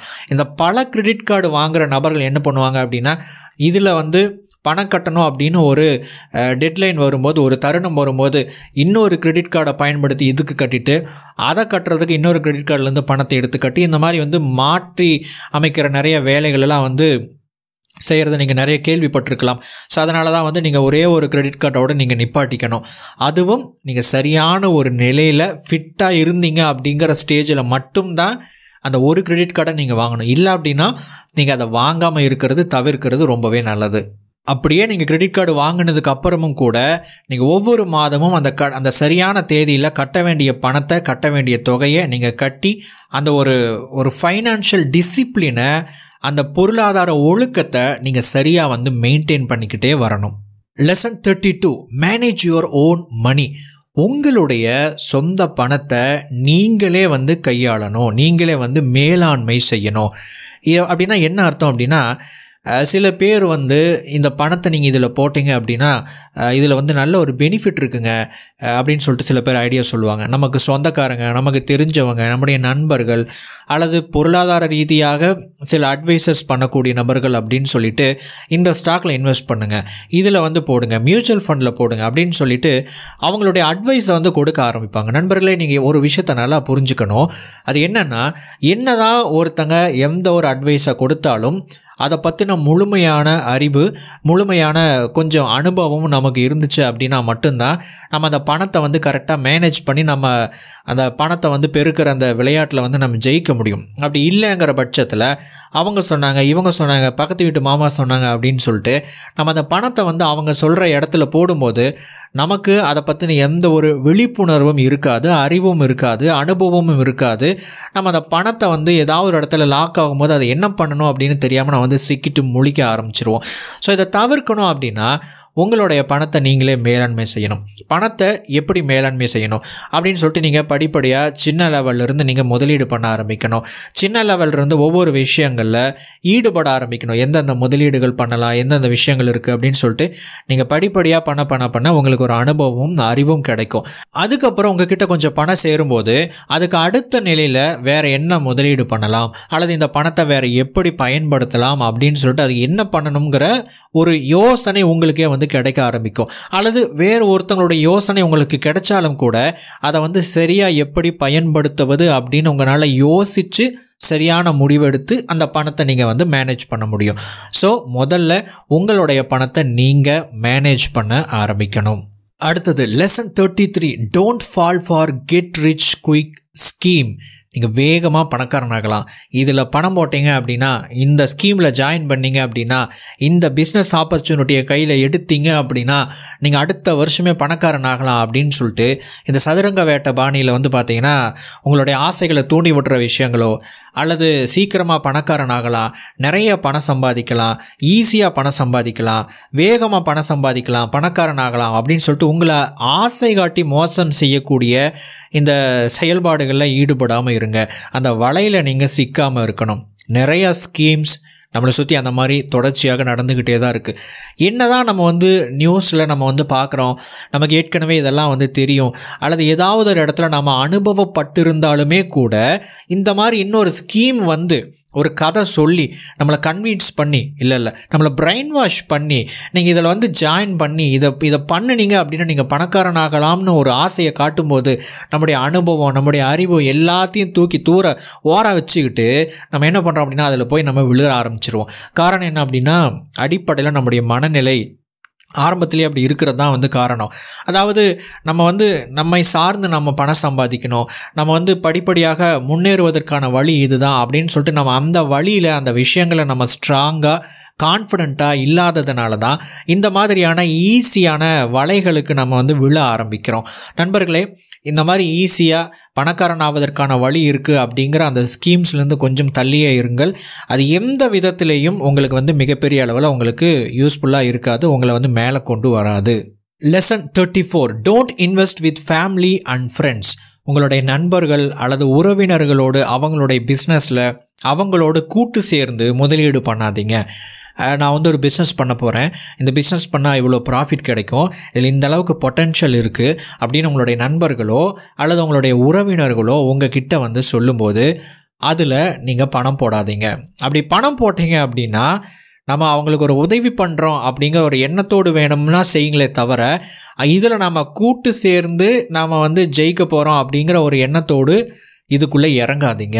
ஏன்னா இந்த மாதிரி நம்ம வந்து ஒரு நெருங்கிய உறவினர்கள், நெருங்கிய நண்பர்கள் வந்து நம்ம ஒருத்தங்க அப்ரோச் பண்ணுறாங்க அப்படிங்கிற பட்சத்தில் நம்மக்கிட்ட அந்த பொட்டென்ஷியல் இருக்குது, நம்மக்கிட்ட அந்த பணம் இருக்குது, அந்த வசதி வாய்ப்பு இருக்குது, நம்மளால் அந்த பணத்தை பெருக்க முடியுங்கிற ஒரு விஷயத்தை தெரிஞ்சுக்கிட்டு தான் நம்மக்கிட்ட வர்றாங்க அப்படிங்கிற ஒரு பாயிண்ட் முதல்ல ஞாபகம் வச்சுக்கணும். 1.